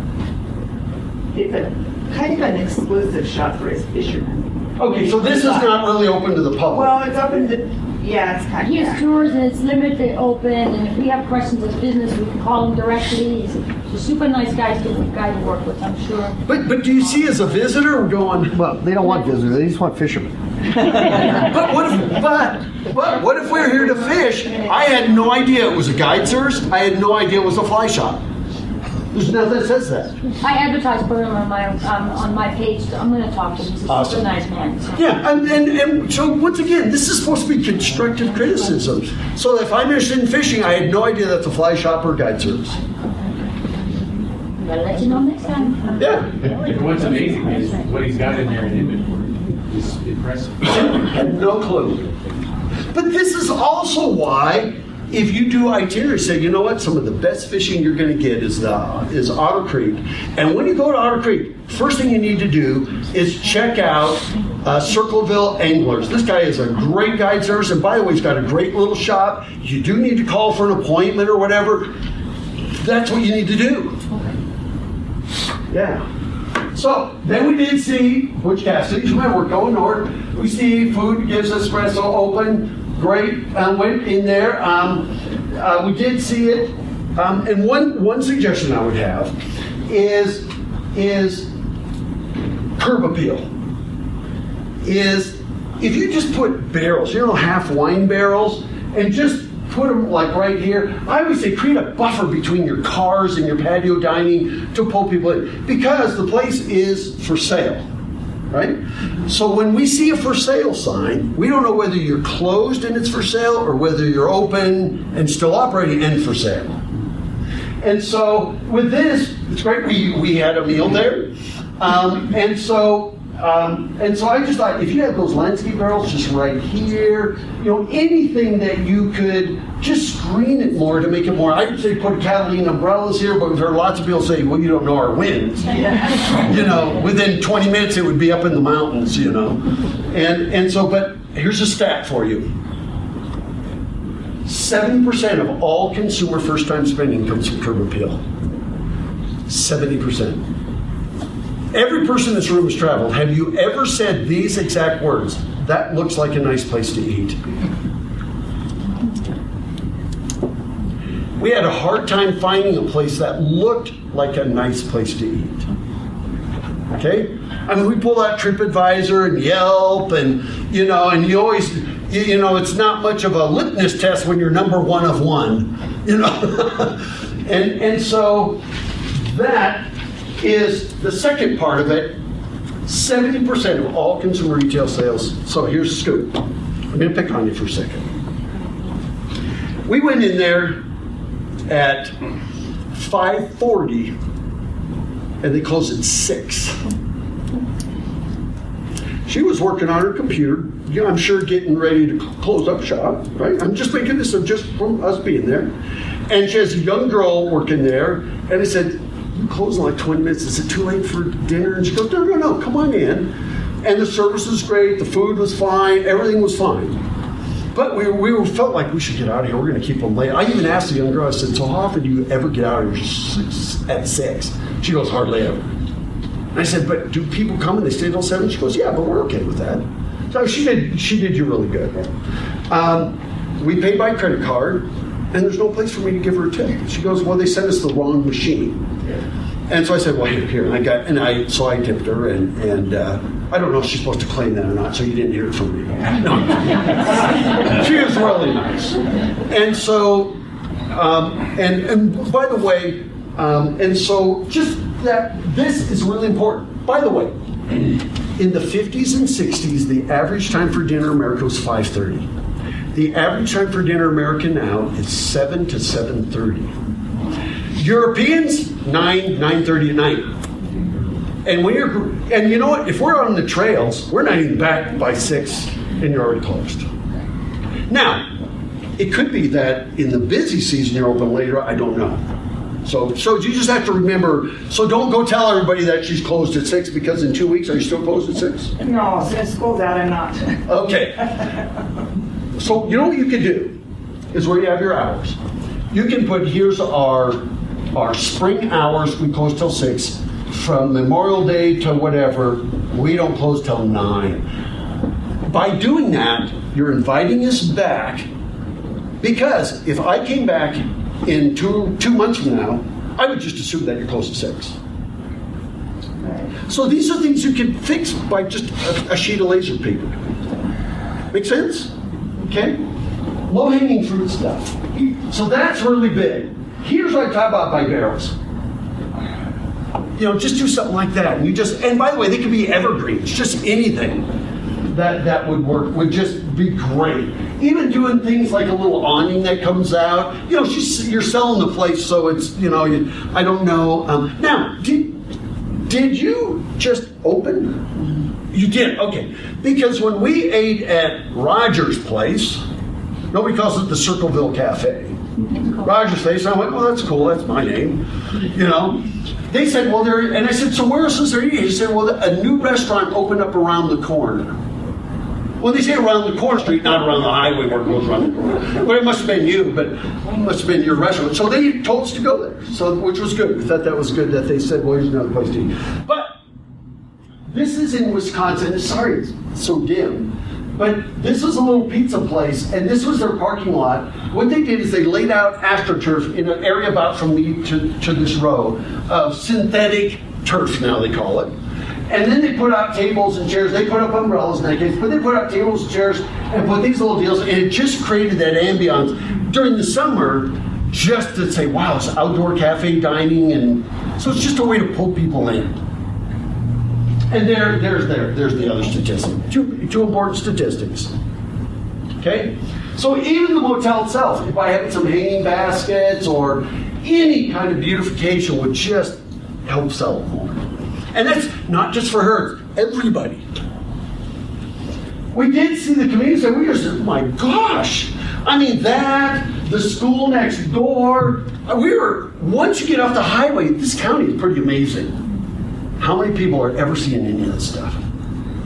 There's no wayfinding signs that says you have a community center or anything. Okay?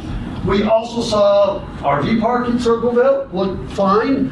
Well, go back to this. My suggestion is, when people see it spelled with a K, people are thinking like hee-haw days. And so I just put country stores with a C. That way forward visit. I'm the owner again. Okay. And so I'm going to speak up. You know, Yeah. I'm No, not at I'm all. not offended. However, this park has been open since the 90s. And It's a great park. Ownership. So the only reason we did that is because we had to register the name, and this is what we were. Oh, okay. So, It's fine. It's just 75% of people in this area are foreigners. They don't know yeah, what it I'm means. foreigner too. I speak German, so. Oh, good. But as long as they know.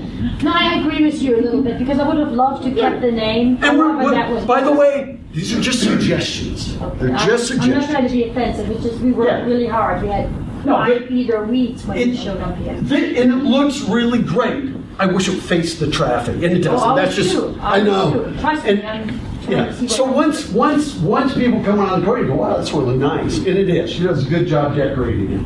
The RV park itself was fine. It's totally great. So we liked it. We also saw this place. They're painting it stuff. What's it going to be? Does anybody the know? pit stop. It's going to be what? It's called the pit stop. It's going to be a mechanic shop, an ATV shop, and so far we believe it might have stuff. It's just a little coffee shop. So what they should do for a shop like this is if you just go get an inexpensive banner say coming soon, ATV repair, just coming soon. Whenever you do stuff like that, it says come back. Then they know. It's an invitation to come back. So, and I'm not sure when it's going to open. They're working hard on it. Looks really good. In 2 weeks, I believe. Oh, it is. So if they just put opening in 2 weeks. See, how many of you knew that here in this room? You're the only one. Because I'm nosy and I go. But you care. That's No, I care, and I think Yeah. we all need to jump on the same. But by just doing that, even if it's just a temporary deal, just put coming soon, and ATV repair, snacks, just 3 things would be great. I'm gonna go over there today. So we did, when we first came into town, we did go eat at Rogers Place because we were in the Mercantile next door. And we bought almost all of our stuff that we ate this week at the Mercantile next door. Because we're trying to, as hard as we could, spend the money in the county. And so we did go there, but one, when you have all the hand painted, kind of spray painted, it looks kind of cheesy. But I love it. Well, yeah, I think that's fine, man. We're just talking about, remember, 70 bricks, curb appeal.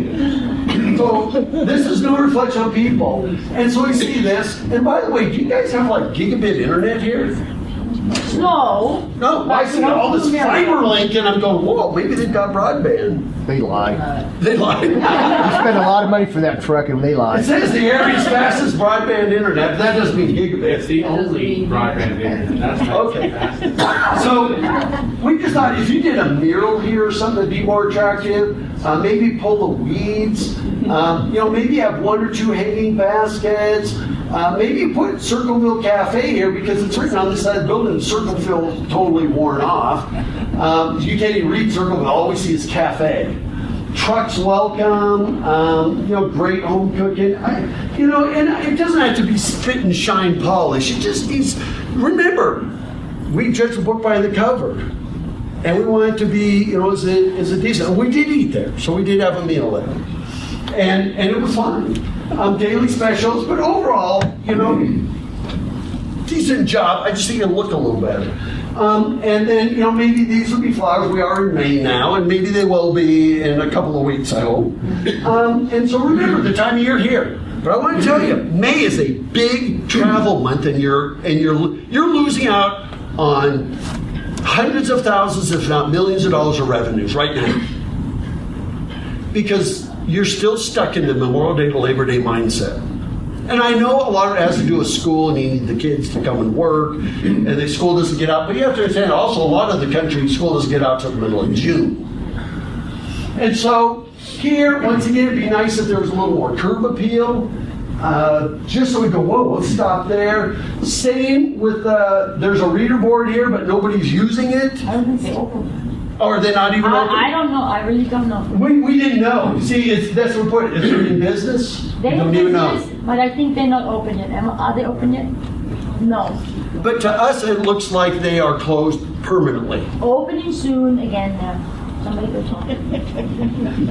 You know, and then, of course, you know, welcome to Junction County Eat.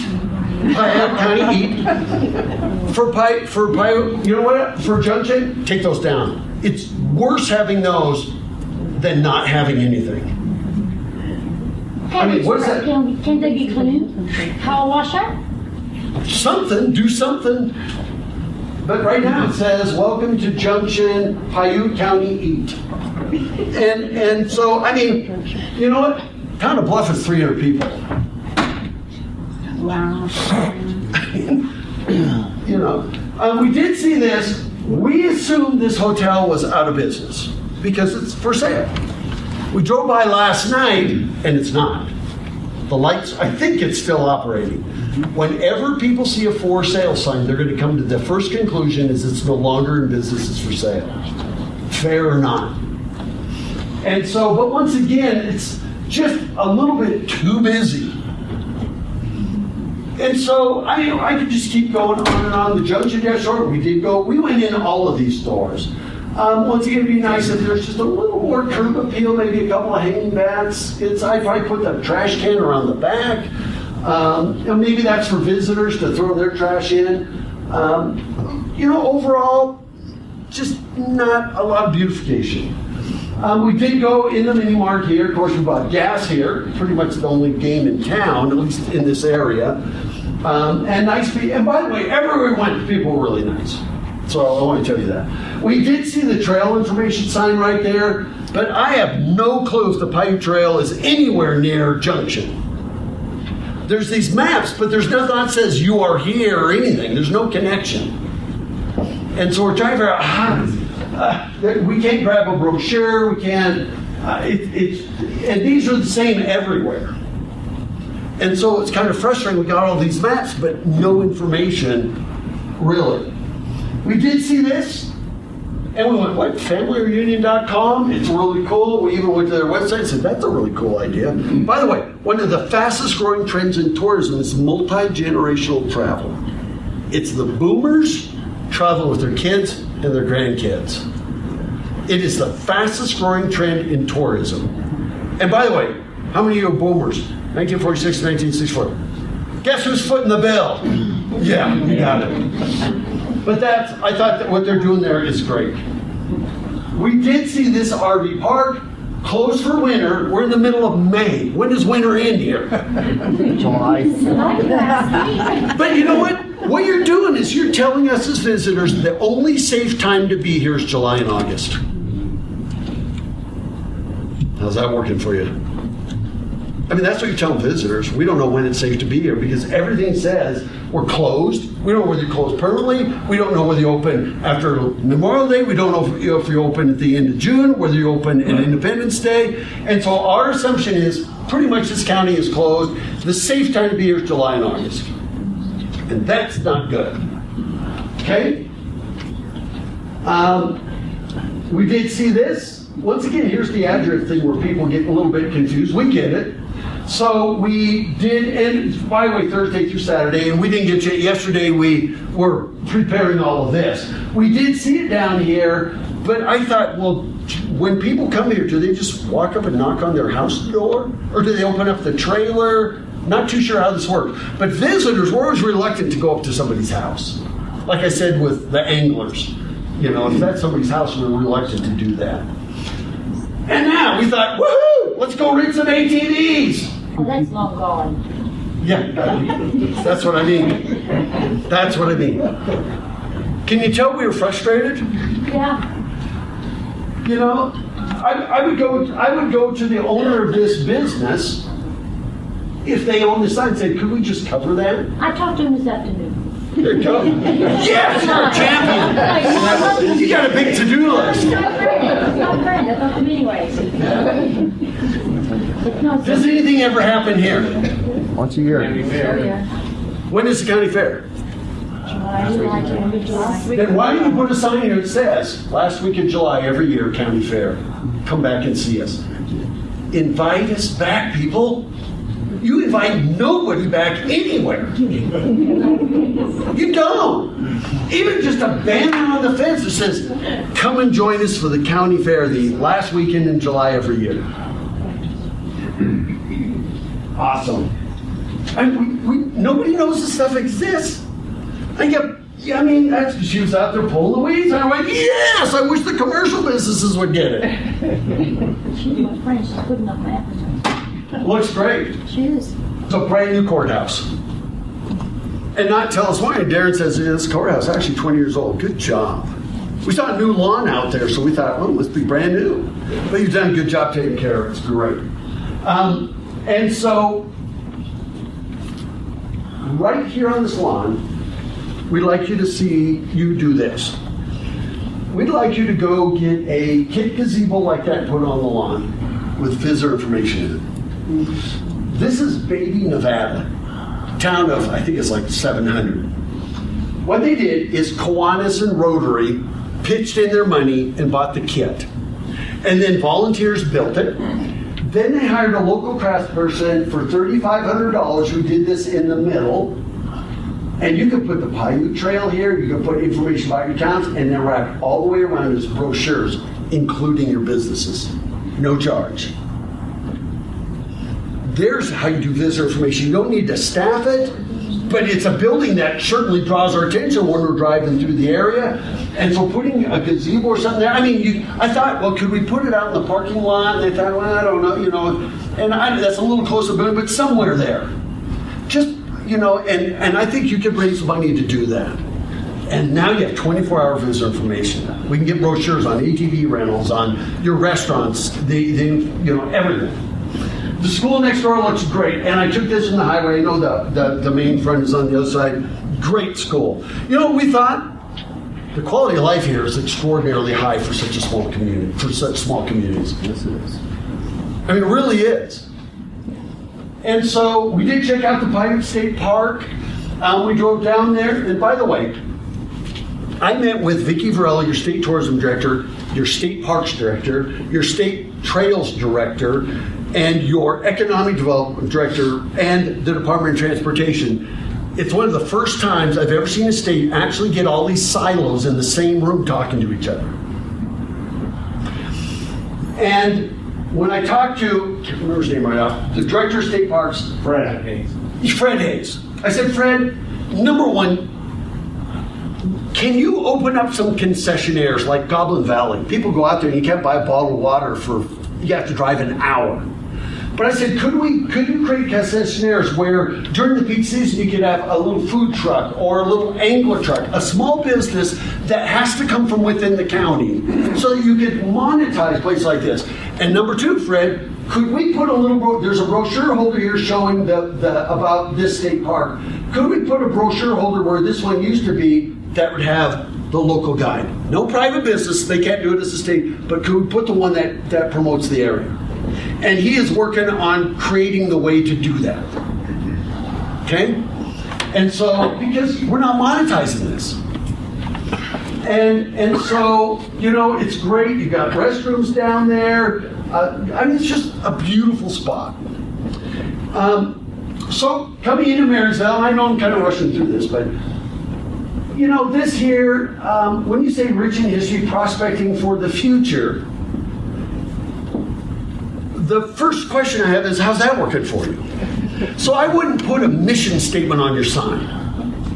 I would just put rich in history, Marysville, or heart of the ATV, the Piute Trail, something that's, but when you say prospecting for the future, well, I think every rural town in America is probably prospecting for the future.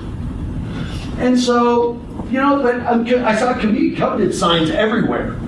Now, the only way to read this community covenant sign is if you get out of your car, walk across it, somehow get over the barbed wire fence so you can read all this text.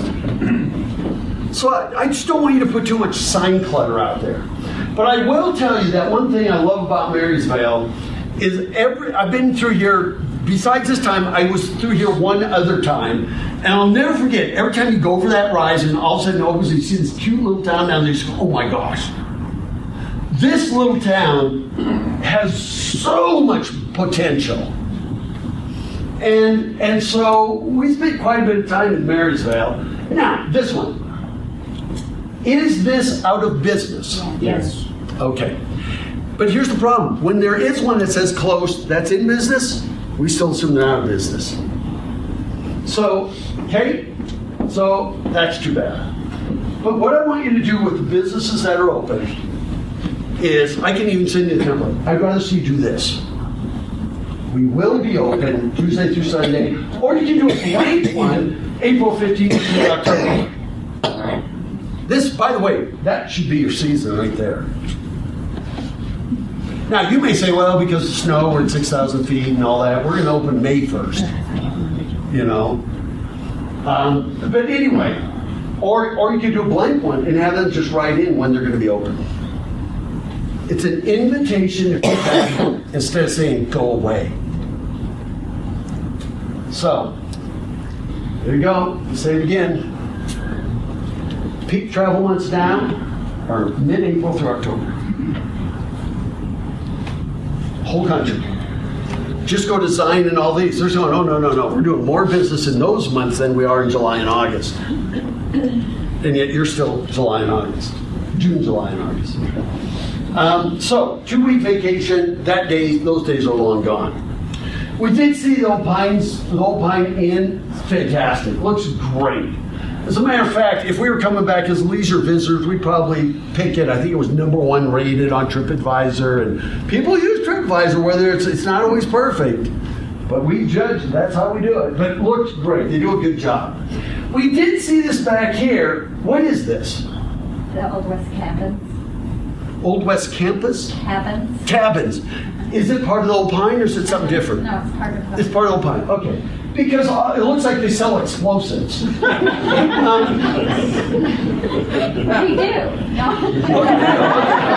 Is that yours? Yes. Oh, it's a great place. But we just weren't sure because it looks like it has like retail signs back there. That's the historic. Okay, sign so we just from thought, Pioneer. but when we drove in, we thought, I wonder when these shops open, just so you know. So if you just put a little sign that just, maybe next to the Explorer, because I get the whole historic thing. It's a beautiful site you have back there. We drove in, we're going, is this okay? We're just driving around through here. You're too realistic. But I just thought if you just put Old Pine Inn Cabins, just in small letters, then we'll get it, you know.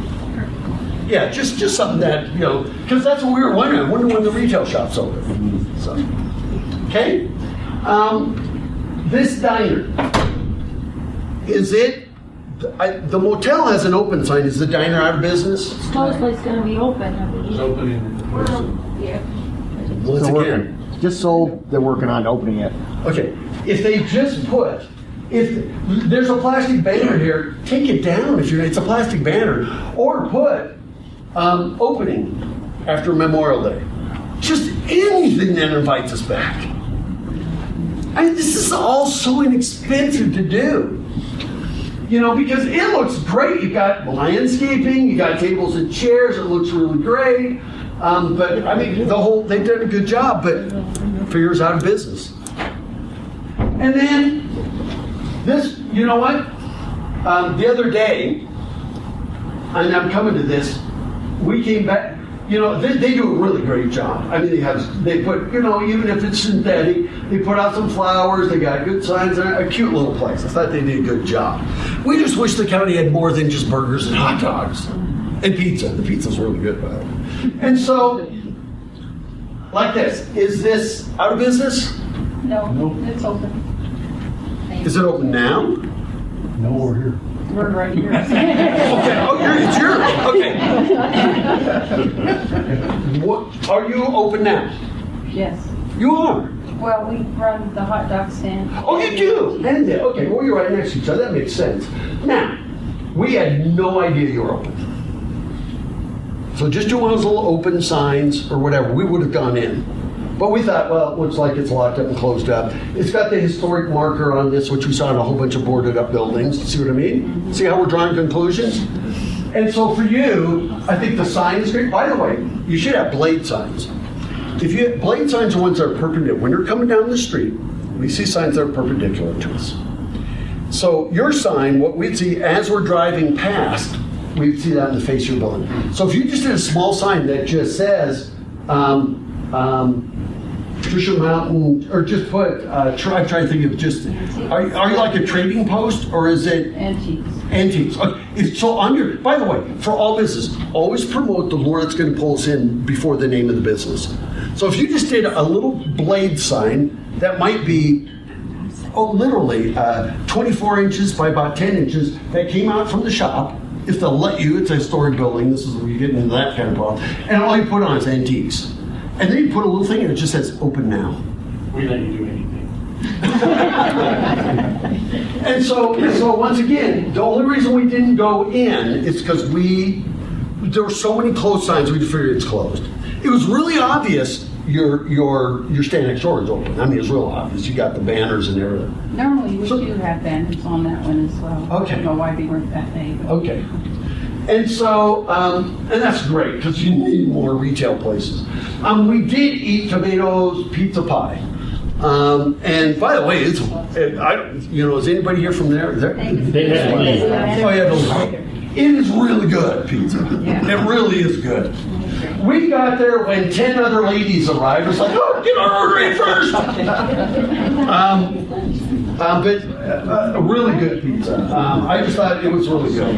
It was, and you know what I thought was really cool? They did this pretty inexpensively. Rather than have a blown out sign here, they just took their vinyl banners and covered that. And I thought that's clever. That's a good way to do it. It looks like it's been there for a long time. It doesn't look like, banners just tacked on. I thought that was a great way to make use of an existing sign. Were you there on a Friday? No, we were there on Because if Wednesday. If it was our group, we ended up at 19, so you were lucky. Okay, we picked the right day. But you know what? And it was great. And by the way, no offense to the ladies that were there. I mean, there was just a whole bunch of them. They have like 2 people working. It's like, But it was so. And when you market this life, you say, by the way, when you go in there, you will actually see the guys hand tossing the dough. That is cool. Those are the little things that visitors say, we got to go there just to see that, and they'll buy a whole meal. And so, good job. The motels in Marysville do a pretty good job. They're nice and clean. Once again, I had lenses all along, just on the other side of these barrels, all along here. It creates a buffer. I mean, who wants to sit in this chair and look at the front of a pickup truck? And so just create that buffer, and it will make all the difference in the world. I mean, here's nice with the stars, and they're all very nicely maintained and well kept, and I think they're both in operation, right? They both look. When lawns are mowed and stuff, you say, okay, they're a business. But just once again, some beautification. We did see this. It's kind of faded out now. It's got photographs, but really there's no useful information on it.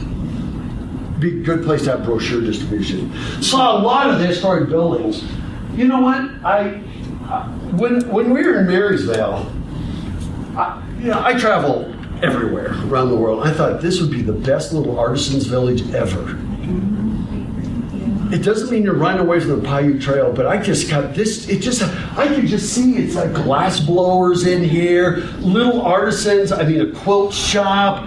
I just thought that Marysville could be the best little arts town in all of Utah. Because you go to Springdale and everything, it's very high-end galleries, but this could be artisans in action. And I just thought, if I was Marysville, I'd say, okay, what can we do to attract artisans here? But you aren't our city government. No, we're not. But but you as a loud voice, city government, are they saying we don't want artisans? Or are they saying, no, we own the buildings? Nobody. Deaf ears. Well, you know what? Here's what you can tell me. There are more ghost towns in the making in the United States right now than ever before in U.S. history. Because the youth are growing up in your towns and they're saying, the second I graduate, I'm out of here. And they're moving to places like Ogden. And they're moving to places where there's urban life and stuff. And you know what? If the attitude is we don't want tourism, we don't want growth, then you will be a ghost town. Period. And I would say that... There's nobody here to hear that. So what you need to do is take, you're going to have this video. You can take this video and say, we want to cut out that little 2-minute section of Roger talking about this. Your town board's right back there in the back, at least one of it. So. And the other one. And this, by the way, this isn't supposed to be a lynching meeting. And I mean, you know what? After the meeting. But you know, I mean, I think this even happens. I think I've read online that people at the county don't even like tourism. As a visitor, it makes me want to go somewhere else. Because we're Googling you and we're seeing other things other than just tourism websites. And so what you need to do is go to the town board and say, you know, we had this guy, Roger Brooks, has worked all over the world. The state of Utah's behind him. I mean, if you don't ever want, you know what? These are historic buildings that if you don't do something, they will fall down. Yeah. The only way to get people invested in buildings is if you can monetize them. And to monetize them, it's bringing in little artisans where it's cheap rent and they can do something cool. And you know what? The biggest problem in Piute County is apathy. It seems like even the businesses don't really care whether they get any business. And by the way, if any business says it's up to the county to market the county, you're wrong. They have $20,000 a year. They can't go very far, and I'm telling them to build kiosks and everything else. And I'm sorry. If Marysville wants to brand itself as the artisan hub of Utah, they need to get on it quick because Helper, I know Helper, yep, is trying to right next to Price. Yep. So, you know, this you can do. You know this, and yes, we've been working all over state. Box Elder County is home to the Bear River Wildlife Bird Refuge. They are the West's best birding destination. That is their brand. Brigham City's trying to figure out how do we monetize it. Okay? But even the birding, we didn't build around birding, we built around photography. Because photographing these birds out there and going clear out to the sun tunnels, have you ever heard of those? Way out there in the northwestern corner of the state. I mean, you know, where Springdale is really a gallery town and a foodie destination, pretty high end. I mean, you know, all these places have brands. And you're exactly right that, you know, I think the potential here for a little artisans village is awesome. Now it could be something else, but I just see artisans don't mind being in these buildings at all. it inspires them. It does. That's when Jane writes. She's a writer, and you just get this feeling that you want to do a writer's retreat in Marysville. You just want to be part of this arts culture. Number one, it's year round. Number two, the highest end spenders buy art. And number three, if you come as a couple and it's the guy that wants to be on the ATV and the wife wants to go to a quilt shop, perfect. So we did see, what is it? It's Lizzie and Charlie's RV park. We did go through there. We were a little confused because it seems to be in pieces. And it was a little disjointed. So we came in, this sign looks different than the sign out there. Luckily, Lizzie and Charlie is on everything, so we were able to sort, this is part of that. So this here is just a little bit, we're not sure if this is the main office for it, because it looks a little bit like, whoa, I hear banjo music. Just kidding. But I'm not sure where their office is or anything, so I couldn't quite figure it out. But it looks like a nice RV park. You know what you could do? This is Fredericksburg, Texas. And what they did is they went around and said, look, anybody donate some money?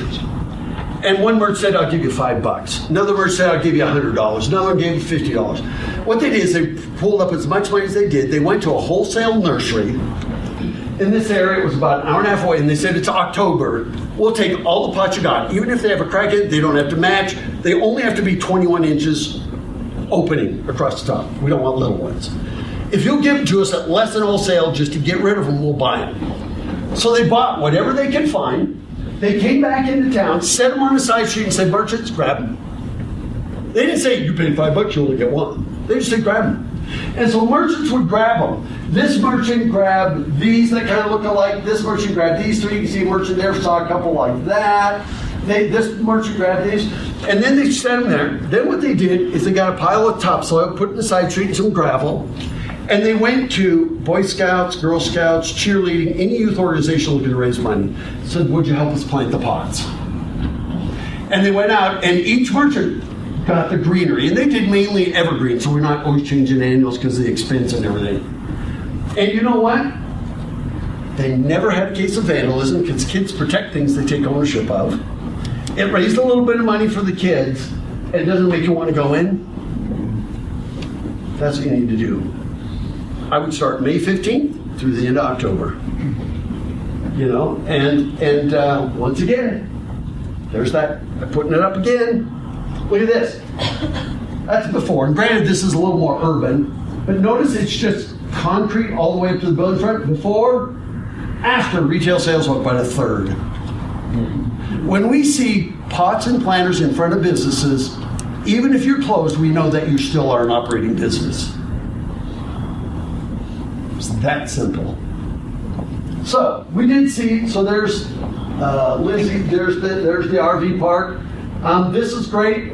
By the way, you don't put these out unless you're going to be open. They're out on the highway and right there. And this place hasn't been open all week that I've seen. Is it ever open? Lizzie's and Charlie's? When is it open? See, I'm picking on people that are here. Well, This is why when we leave, we have to run really I have fast. another job, so it's open evenings and weekends. Okay, And, so and an open sign goes in the board. Yeah. okay. That's what's Well, we been- did see the closed sign in the No, in the yellow board on the highway in there when it's Yeah, we open. put it open on it. Okay, but see, we wouldn't know that. Yeah. What you could do is if you just put handmade rag rugs. What's your biggest seller? Quilts or rag rugs? Rag rugs. Rag rugs. Okay. We have looms in there. Okay. Oh, Make- awesome. You can come in and make one. Yeah, that'd be cool. My mom used to have a loom. She did. She carded the sheep and everything. Anyway, and I'm not that old. I just, you know. But if you did this on your size board, you just put handmade rag rugs, open evenings and weekends. Just put evenings and weekends. You need to put a fewer words the better. Evenings and weekends. Then we come back.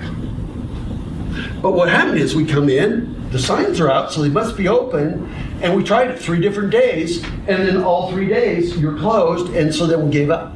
Yeah. So that's, see what I mean? So these are all just the little things. It looks great. Even this little plate looks awesome. Just really cute, really charming. This here, out of business? It's a private property. They I know, do but that is for it their ever open to the public? No. And they For charge their them? grandkids. That's their family getaway. Okay. Okay, then, so this is what you do is you just scrap this suggestion, cross off 64. Because we just weren't sure. Yeah.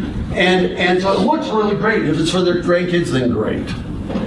We did see the, I mean, once again, we're seeing all these little communities whose towns are fantastic. So what is this? Cottonwood Downs, what is it? With our racetrack. What? It used to be our racetrack. Back in the 50s. So back here, was there a racetrack? Yeah. There is. So what is it now? Just a sign? City Park Oh, it's a city park. And is the city park back here? left. Over here? Oh, this city park right here. Is that what you're talking about? Yes. Okay. By the way, if you ever get a chance, Yeah. Yes. We're working on that. here's the thing. In front of the house we stayed at, there's vinyl, kind of like picket fencing. It's not that expensive, but whenever we see chain link fence, it seems very institutional. At least you're not like some towns where they put razor wire on the fence. I've actually seen that. So now, we're desperately still trying to rent an ATV. Monday, Tuesday, Wednesday. We're still trying to rent an ATV. This place says it's open and it's never been opened. Memorial Day. Years. What would your first impression be? Yeah. I'm sorry. Don't be sorry. Yeah. That's yeah. So then we went, well, we can't do that. So then we went over here. Several times. Never opened. Okay, so then, finally on Wednesday, I went, okay. I went up to the door, oh, they're closed during the day. We're closed, we're open for 9, 10, 2 hours in the morning, and then we open at 4, 8. Guess what? We went there Friday at 4, at 5, at 6, it never was open. And now, I've had people say, why don't you call? Here's why you don't call. I don't know what size ATV, whether one is side by side. I don't know what the trails are. I don't know where they start. I have a million questions for you. If you have half-day rentals, then where can I go? And do I need to trailer it from here? Do I need to have a guide? I have a gazillion questions. I'm not going to call first. I want to talk to a human being. And I can't. So this is now we've tried 3 places. And we tried them over and over and over. And then we went out here, so I took this from the back side of the sign. And so we saw this RV park there, and every single RV has ATVs. Now, they're probably not like us, they brought them with them. They all have toy haulers. And I'm going, do all these people automatically know where all these trails are? It could be, they've been here so often that they know it. But it's not like nobody's here yet. And so we didn't see the ATVs for rent or anything at this park, but somebody told me later that even they rent ATVs. No. But I don't know, but we saw in the back, we saw this. So then we went, okay, ATV rent trail, aha! This is the very first sign we saw in the county for trail access. And so, yes, we're saved! ATV rentals! Why not? So then we just found, because we went in to look at the RV park and we saw them way back there. And so, of course, we walked right up, opened the store, it was open, and it's a storage room. There's no office. New office being built out front. Okay? So... Memorial Day. We didn't know... It is. Okay, okay, so then we said, so we're standing out here going, should we knock on the door? I think that might be their house. Maybe that's the office over there. Then we walked out here, right? Is that what you're talking about? Yep. It's obviously under construction, nobody around. There's a red pickup truck parked right over here with the keys in it, windows down, and no human beings in sight. That's Piute County. I love it. That's that safe, even though I was tempted to take the truck and move it like 10 feet just to go, what the heck? But the good news is we did play with our little buddy while we hoped somebody would show up, and nobody ever did. We all have winter jobs, and it's. But if you just say, you know what, we're open and even. If you just tell us when you're going to be open, just tell us when. I get it, but you know what? If you do what I suggest here, this could be your job, and you can make a family wage income from it. I've worked in all these, I've been doing this for 30-some years, since I was 5. Okay, you don't believe me. So, if you do this, wouldn't you like your store to be your full-time job? Yes, I would. If you do what we're saying here, you could. And by the way, if you go with artisans, yours is the perfect fit. It's full of artisan stuff. What's that? It's full of local artisan stuff. Well, and so... that's what I mean, it's here. But getting day help is expensive and yes, non-existent. Okay. And so we tried to get all these RV places. We can't rent an RV anywhere in this county that we could find. There may be other places that rent them, but we didn't see them. We're looking for RVs parked out in front. ATVs, or UTVs. And so we thought, okay, and we did read something about a 2.5 mile some kind of gold loop or something. Do you remember what it was, Gene? Tour of Gold. Tour of Gold Loop. And when you read the brochure, it says it's a 2.5 mile driving tour. It doesn't say where it starts, where it's at, whether it's paid, but it does say something about it, the trailhead. And I went, on a driving tour, there's a trailhead? No real information. But we saw this sign, and we thought, Miners Park. We read something about Miners Park. Let's go. And all of a sudden we found really cool cat. I thought this was awesome. Love it. Just absolutely love it. Not that maybe everybody else does it, but I thought it was really cool. We saw all these cats. All this stuff was this Bullion Canyon Road or something. All these places up there, you don't have any wayfinding. It just says lodging up that way.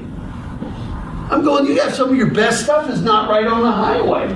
Pine Creek Cabins, I mean, Brian and Anna Marie Burrell, you know, the retreat.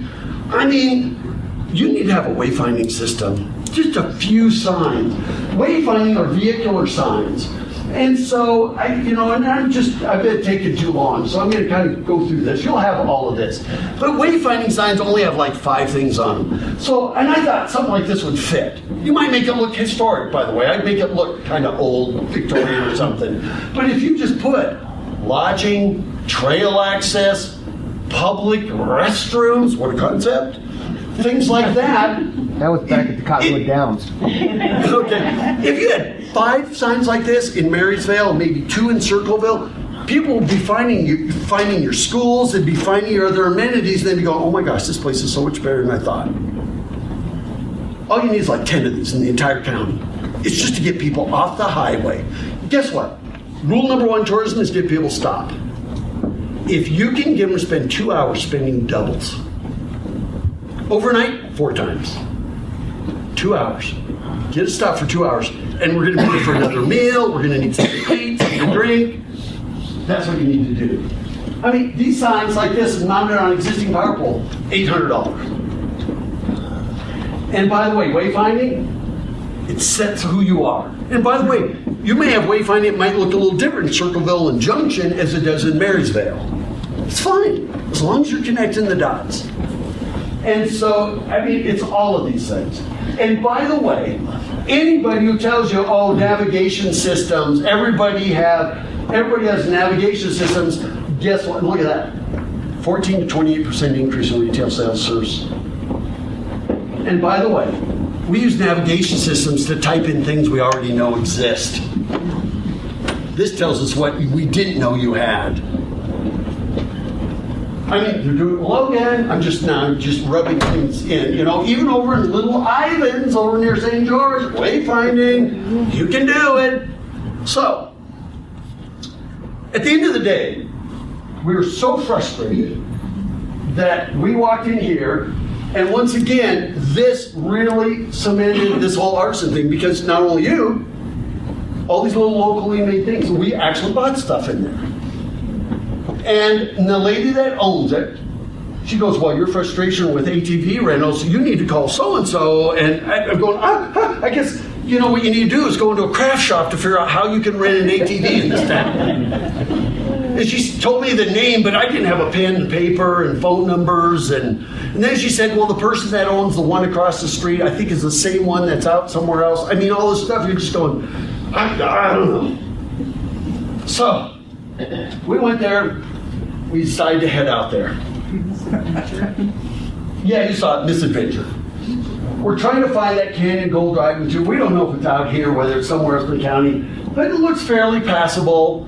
So we're driving out there, and we see this, the Haldeman Mill site, or whatever it is, the Jones claim. That's kind of cool. We do see these things. I mean, it was a little bit sad that everywhere we go, it says, private property, stay out, stay out, stay out, private property, you know. But it was fine. We did find Fireman's Park. And once again, it looks like we put up things, and then once we put them up, we don't ever look at them or do anything with them again. The general impression of the county is we like putting up stuff, but we don't like maintaining anything because we don't care. And I know I'm lying, but that's the impression you get. So we're driving along, and then all of a sudden we go, oh my gosh, is this it? I mean, we're like 4 or 5 miles out there. Nothing in the brochure says this starts at 4 miles out on a dirt road.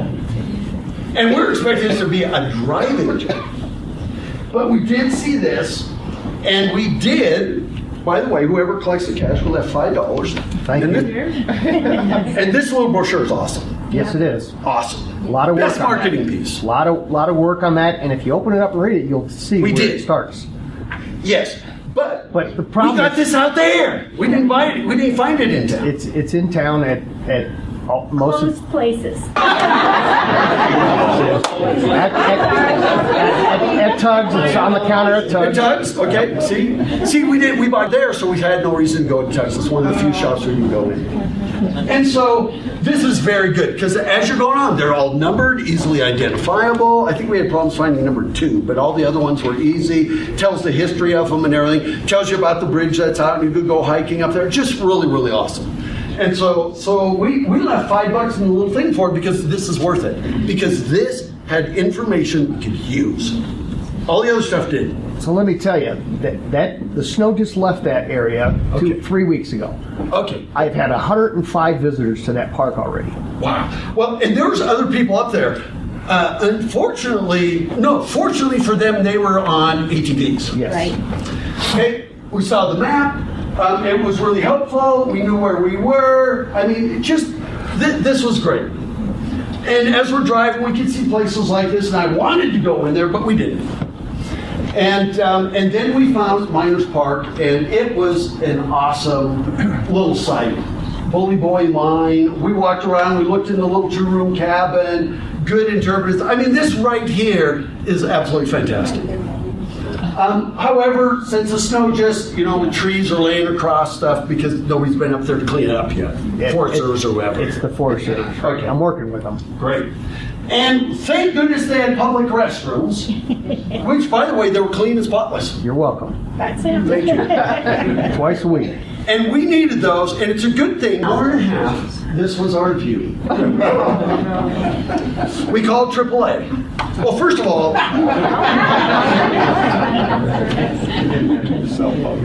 all, we did have cell service, but just barely. What do you got? One bar. Verizon or AT&T? Verizon. Okay. Good. Yeah, otherwise we'd probably still be there. You'd be wondering when we're going to show up. So first thing I did is I called. We happen to have a Mercedes, and I called them. They have a thing called Embrace. You call them, and they say, "Well, the only thing we can do is we will, as part of your package, come and we will tow your car to the nearest Mercedes dealership, which is 150 miles away." I said, "That ain't happening." So then I called AAA because we're also AAA. And they said, well, we have 2 AAA offices in the area, one in Richfield and one somewhere else. And they said, and they cannot get to you. They'll have other jobs.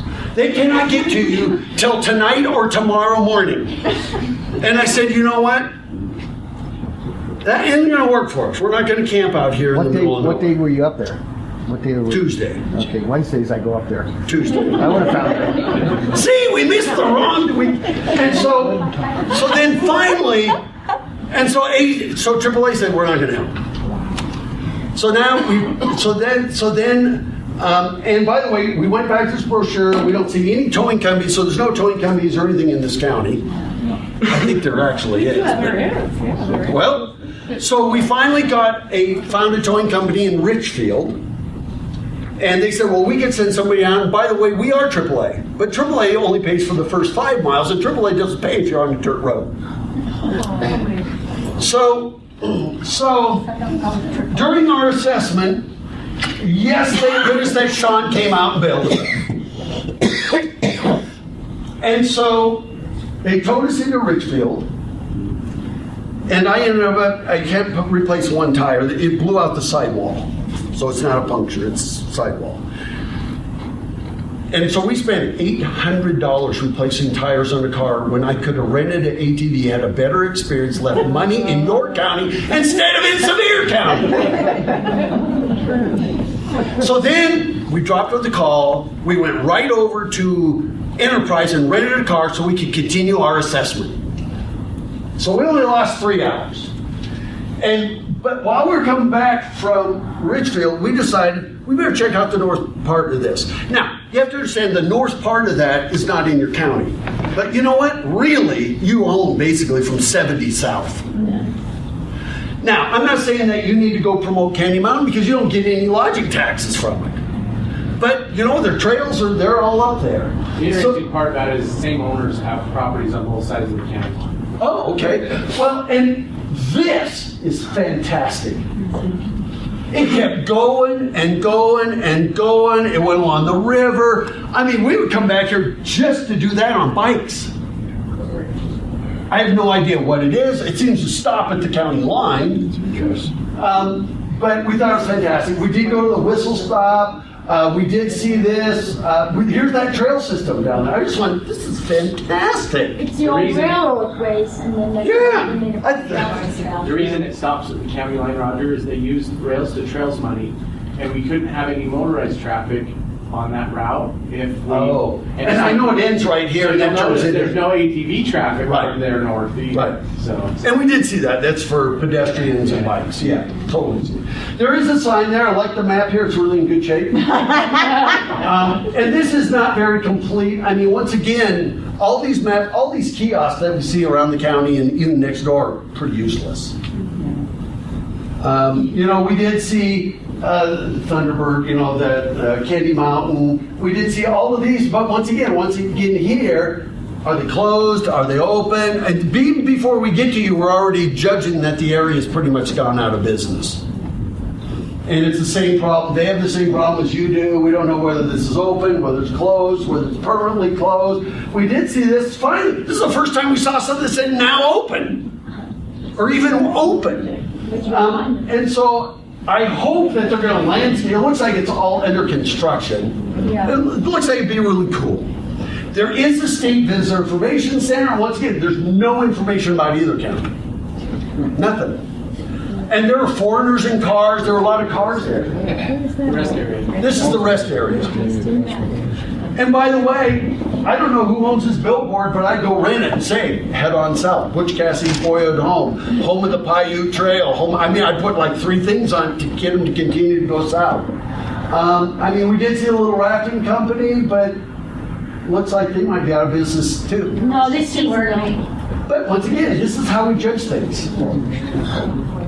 So, but I don't know when you just go in there. I mean, the gate was closed because it's probably the wrong time of year. And then, by the way, we did go to Otter Creek, and so I'll hurry this up. And so we did go. I love these formations. You know what? I would promote this drive. From Kingston out there, that drive alone is as good as I've driven from, Beaver up to Eagle Point. I mean, that is a beautiful little drive, just for a drive. We did see, Kingston Canyon there. We saw and by the way, they said this is the ATV trail or something. It's right over here, but it goes this way about 50 feet, ends and then ends at the street. We didn't see where it continued across. So there's lots of disconnects. But I mean, great about the Spanish, I just thought it was really great deal. But once again, I'd love to see put a little brochure that says, while you're here, here's the very best of the area. And then, so, we did see Otter Creek State Park. We went there a couple of times. Once again, there's nobody at the state park. It is open, and you pay by box, and a great facility. I mean, I think it's great. I love it. We now have boat rentals. We could not find the boat rentals anywhere. They have a fish cleaning station. I mean, the lodging there is great. They even have signage that tells you what you're going to catch. They even have a place you can rent to do big picnics. We didn't know any of this stuff. And by the way, what we thought was really interesting is that they do have the life preservers, but no boats. And so it says boat rentals, but there's nothing anywhere that says when. And we don't know where the state park is renting or where they have a concessionaire rent them. Once again, we have trail information, but we don't know where the trail is, where it starts. We did see the little place across the street. We did not eat there, even though it is open. And part of it was just a curb appeal, and when there's no other cars around, I mean, don't you? When you go places, there's nobody else there. I don't know. And so, but I loved it. Here we are out in the middle of, rural, and it's free parking. Woohoo! However, I get it. State park, you have to pay. So, the marina, once again, a little, too much stuff here, and I don't know if these are for rent or whether they're local. I mean, just like, what do we do? You know, and good idea not having parking out here. And we did go to Antimony. Now, it's in another county. But you know what? They don't really have much connection to Panguitch and Escalante. I don't know who, you know, we got to figure that one out. And then, but it looked like a nice little mercantile. We did see this. Now, for all of you, the West's finest guest ranch. That is a promise. But I can tell you, I've been to lots of guest ranches that look a whole lot better from the outside. So when you put something like this on all your signs, and then your signs and your buildings there look very, very dated, you're not delivering on the promise. And maybe it is the West best, but I kind of doubt it. And so finally, best destinations are built on private sector investment, not public sector amenities. It's the ATV rentals. It's your fishing guide services. It's the inns or hotels where we stay. It's where we eat. I mean, think about this. Napa Valley. It's all private sector. Orlando. That's all private sector. 170 attractions. Nashville. Country music. All private sector. Branson, Missouri. All those music. All private sector. Santa Fe. Native American art. Park City. That's all private sector that made that. You need to promote your businesses. You need to hold them on a pedestal, but only if they have good reviews on TripAdvisor and Yelp, because one person can be the bad apple. And so, I don't know where the fishing guide services are. We couldn't find any ATV rentals. Can we rent or buy bikes anywhere in this county? Snowmobiles, can we do that? You have stand-up paddleboards. You got these great reservoirs. Somebody could make money just doing stand-up paddleboarding. Not us, but they're in our county. They are? At Always Rafting. See? I have no idea. Boat rentals, you name it. When we were in San Juan County, we did itineraries. And here's what we did. By the way, if your retailers will support your ATVers, I would promote them. If I could go into a place somewhere in this county and buy frozen bottles of water, then you would promote that business. Or if they sell these maps, then you promote that business. I mean, we want people in your businesses. That's the benefit to the county, that's tax base. And so, for Fresh Sandwich and Deli, when we were down in San Juan County, we promoted Clark's. It's a grocery store. We said, here's what you do. When you go out to the Natural Bridges, National Monument, all these places, Bears Ears, okay? We want you to go to Clark's, and they will make sandwiches for you. They've got potato salads there, and they've got already fresh made stuff. And even in the store, Center for Adventure. If your business will do that, I'm telling the county they need to promote you. And when I hear we can't use public money to promote private business, that's bullhunky. That's what economic development is. But you can make it a public-private partnership where they pitch in some, the county pitches in some. And so we actually built Clark's Market. Go and provision up there in San Juan County, not somewhere else, and for you, not in Richfield. Your businesses need to get into the game. Marketing, and by the way, here you go. Marketing will bring visitors to your website. The only thing that's going to bring back is your product. Only thing. So you're going to do a new website, new brochure, you're going to have all that marketing, and if we come here May 12th, that product's not going to bring us back. However, if you would have put on your signs, we're opening Memorial Day weekend, then we would have just said, shucks, we need to come back, we just missed it by a couple of weeks. See what I mean? Closed. So, last thing, love to see you recruit outside events. I was in Solvang, California. There was a car show going on. Look at all the people. I mean, everywhere I went, there was people everywhere. And then I saw this, first annual Solvang Wheels and Windmills car show. Found the guy who organized this car show and said, why did you pick Solvang? And if you've been to this area, it's a beautiful little Danish town in Central California. He said, because their Chamber of Commerce sent a letter to us inviting us. I said, excuse me? They just said, yeah. I said, yeah, it's like a half-page letter. Just said, you know, if you're ever going to host a car show, we hope you'll pick Solvang. I said, but did they say they'd give you money? He goes, no. I said, what did they say they'd give you? They said they'd hang up welcome signs around town, and they would allow us to close off a couple blocks of their main street. I said, that's it? He says, yeah. I said, well, who did all the marketing? He says, we did. Well, who did all the vendor booths and all? He says, oh, we did all of that. And how many people do you have here? He goes, oh, 10,000. And I said, well, when did they come? And he says, well, we start showing up Thursday night. We fill up most hotels Thursday night because we had our vendors and getting everything ready. Then our car show ran Friday, Saturday, and then until noon on Sunday. And then we packed up and left. And I said, so how's it been? He says, great. They hung up the welcome signs. They're very nice. I said, so are you going to do it again? He says, oh yeah, we booked this weekend for the next 10 years. You could go online and get a list of ATV clubs. I went on YouTube and found ATV clubs coming to the Piute Trail from Washington State, from New Mexico, from Colorado. They all belong. There's ATV clubs and organizations. What I would do is suggest that you send out a simple snail mail letter to all these clubs and organizations and invite them in to Utah's home of the Piute Trail. By the way, when Solvang did this, $200. And they now have 45 weekends a year of events. And it wasn't just car clubs and motorcycle clubs, it was quilt guilds, pottery guilds, you name it. They're all coming. All they did is invite them. All it takes is a person. It takes time. It doesn't take money. And so, there you go. What are you doing this weekend? So go get copies of clubs and organizations. They are looking for places to send their members. Claim ownership of the Piute Trail.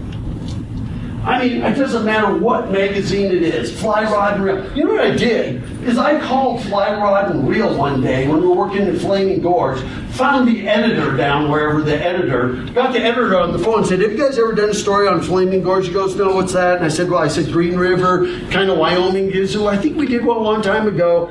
Within 2 or 3 days, they had travel writers. Didn't cost them a dime. Took a phone call. And so, in closing, we have all kinds of videos for you to watch. You can watch them as a business. We're going to give Darren the login, how to access these. They all stream. By the way, you want to know how to stay open after 6 o'clock? There's even a video to tell you how to do that. And why it's important. I mean, there's about wayfinding, all of this stuff. And so there's no cost to you to do this. And I want you guys to use this stuff. I really want you to take these suggestions and make something happen. You have all the potential of anybody in Utah. And so, I was just telling, and I'm just going to touch on this for a second. I'd love to see you recruit that beef and dairy shop. I'd love to see you have a retail outfitter in one of these towns.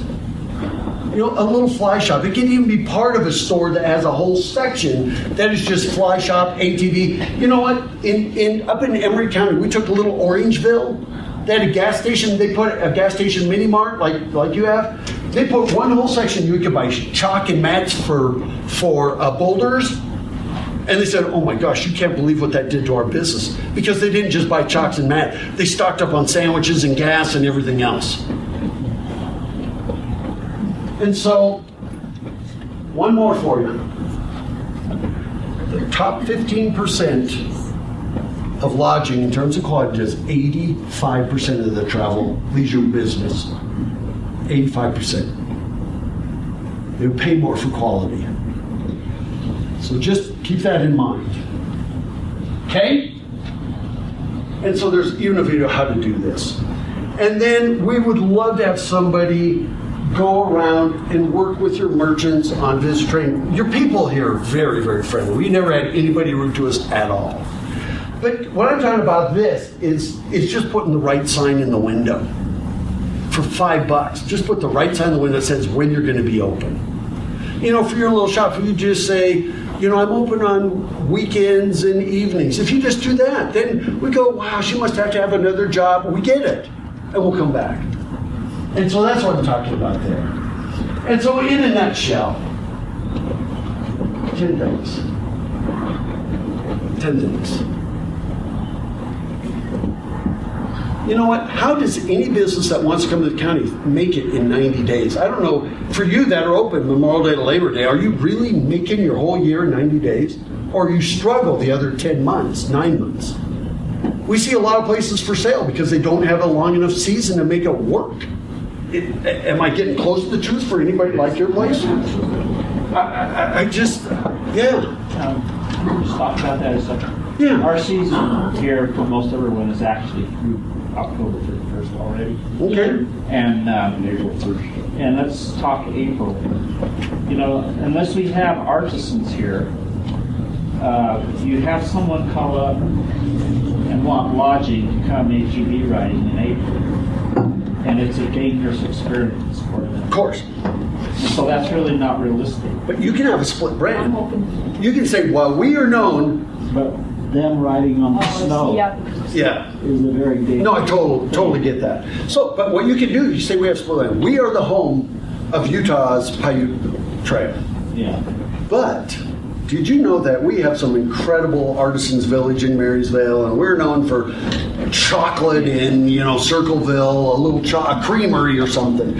I mean, so you can do that to help spread your business. But I'm going to take over here. Come in. When you came over to the house we stayed in, your house, we now call it our house. I mean, we could have moved in there in a heartbeat. We read through a guest book. Almost every single person says, I just wanted to move in permanently. You opened up last July, that house. And what was it like in November, December, and January?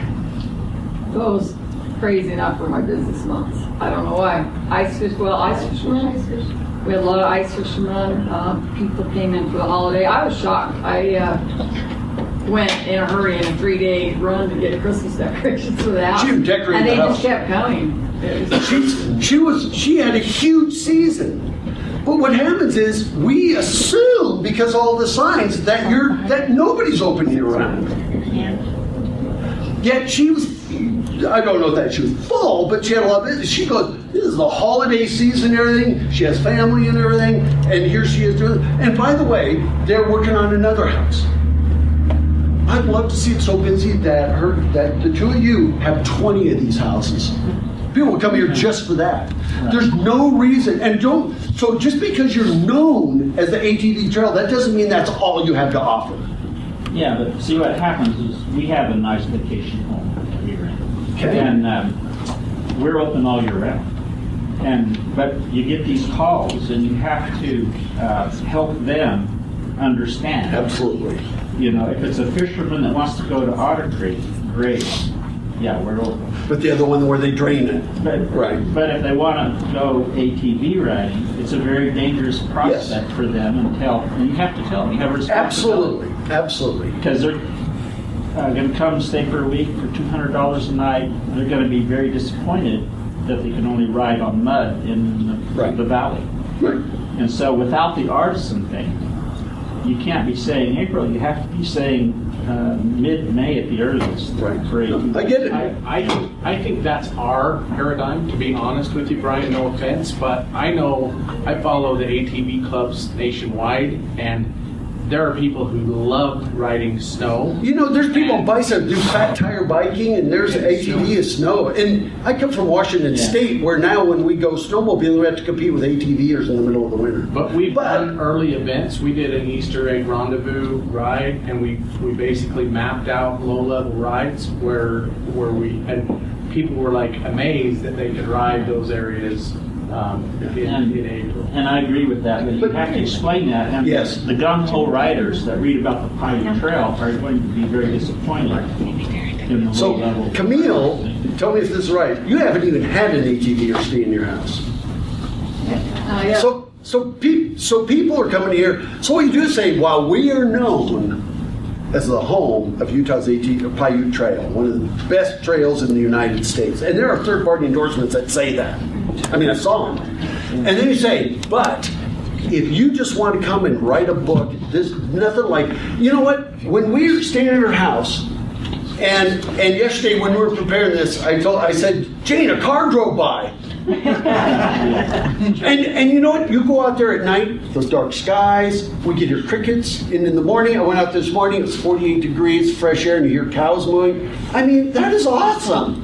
To you, you're going, oh, wow, really? He really gets off on that? Yeah, because we come from the urban areas. We love that stuff. And so what you have to do is say, you know what, it's really not the ATV time of year, but yes, we have artisans. Or even being honest, say right now, a limited, only about 10% of our shops are open. But if you ever just want to do a family reunion, what you have to do is then make excuses to try to pull them in. Right now, dark skies are the big thing in the country. They're big. Where they can find dark But those are skies. things, so what you do say, while we're known for this, look what else we have to offer. Without using the words, we have something for everyone. Because that doesn't work. Okay, Yes. we're all in the same county, every one of us, and I'm fairly new to this county, and I had to learn a lot of things. And the one thing I learned having this business in my second season is we all have something to offer to the visitors. However, we don't even know as other business owners what we offer. And I have to learn what to budget it. And I met Kim at Soccer Mill's house. And it's like, let's get to know each other as business owners. We know we're there to make our own funding. However, I think we can really help each other, especially if you have a second job. Maybe the other business next to you get together, get a bucket of paint, and maybe I can help you paint your building in the county. Well, it sounds a little funny, things- but I'm going to be really honest. That's what really has helped me to get the park where it is today. And to get known, so let's help each other to get to know. If somebody comes over to my house, my RV park, I don't have food. However, I'm trying to promote both businesses. But it matters to me as a business owner how my relationship is with the other business owner. So I think that's where we can start, and I think it's been fantastic having you here, so thank you, because I learned a lot. However, I think we need to start with each other, and then we can just do everything else too. I put 86 or so suggestions in there. Did you know you could implement every single one of those? All of them, including the private sector, for probably $50,000. Except your wayfinding signs are about $3,000 a piece, so you do 10 of those, you're at $30,000. So that one might be a little over that. But there was nothing that was big hanging fruit here. No, I'm not saying that. But you're exactly right. And that's why when we went into the little craft store in Marysville, and the lady that owns it, she was there with her granddaughter and great-grandson. I mean, even knowing that, it starts to make a connection that you become friends rather than just somebody. And her saying, well, here's the guy that does ATVs. I wish she would have had a card or something she could have handed us. But you're right. That's how this starts, But it's here. There are people here, and they're trying to spend money.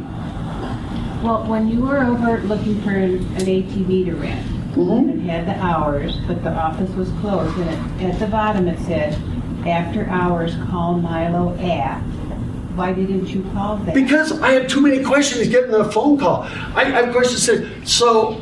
But he would answer all those questions. Well, but no, because... Well, first of all, let me tell you one thing.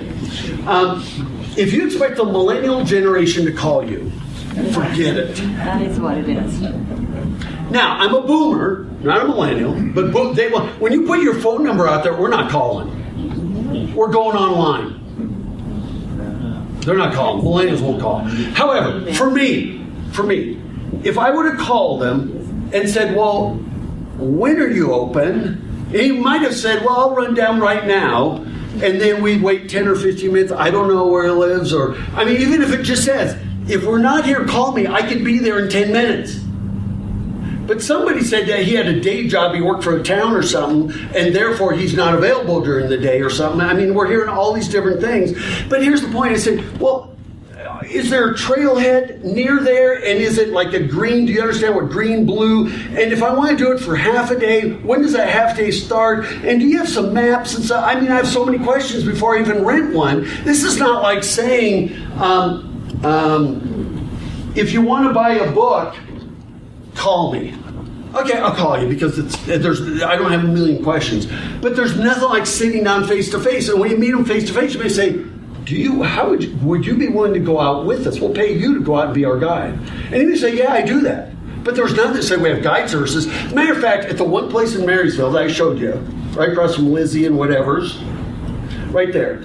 all the signs, first of all, the hours that they're open is behind the screen door. So you couldn't even see it unless you went up and opened the screen door. Secondly, all the signs are selling something for $725. So it did say ATV rentals, but there was that that said we do guide services, or there was just, so I don't even know if they go out and do those, just not enough information. But with ATV rentals, I wanted to talk to a human being so I know what I'm getting into, because I'm not from here. I don't want to end up out in the mountains, and totally lost, where I had several people say, if you don't know where you're going out there, you could be out there for days. Well, that's pretty scary. And you're not going to solve that issue on a phone call. Number pointless on your sign? No, I think that a point number, the only reason I would use the phone number is if I get stuck somewhere, I would call that phone number, figure out, come and get me, I ran out of gas.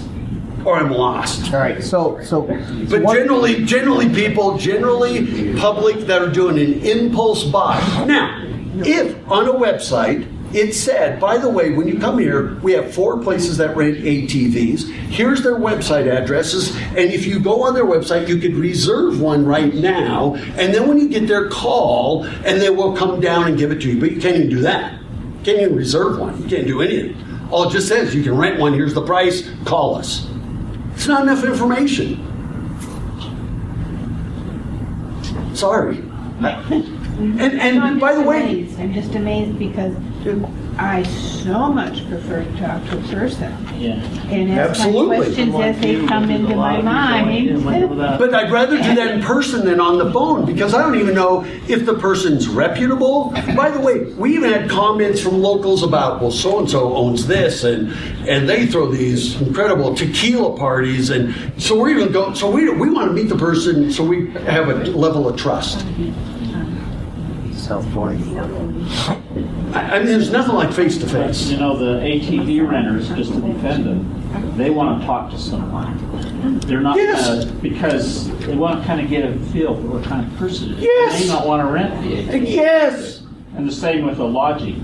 An April 15th call or UK, more than not, it'll be a college party unless they have a party place. Okay. And so you really have to talk to them and figure out what it's all about. And so when it's lodging and stuff, we don't have a problem calling, because it's a finite set of questions. But it's something we've never done before. For instance, I've never ice fished. I wouldn't want to call somebody and that person tell me on ice fishing, because I don't have a level of trust. I want to meet them in person and find for sure. If they're not open, they don't want to be open right now, Right. for whatever the reason. Right.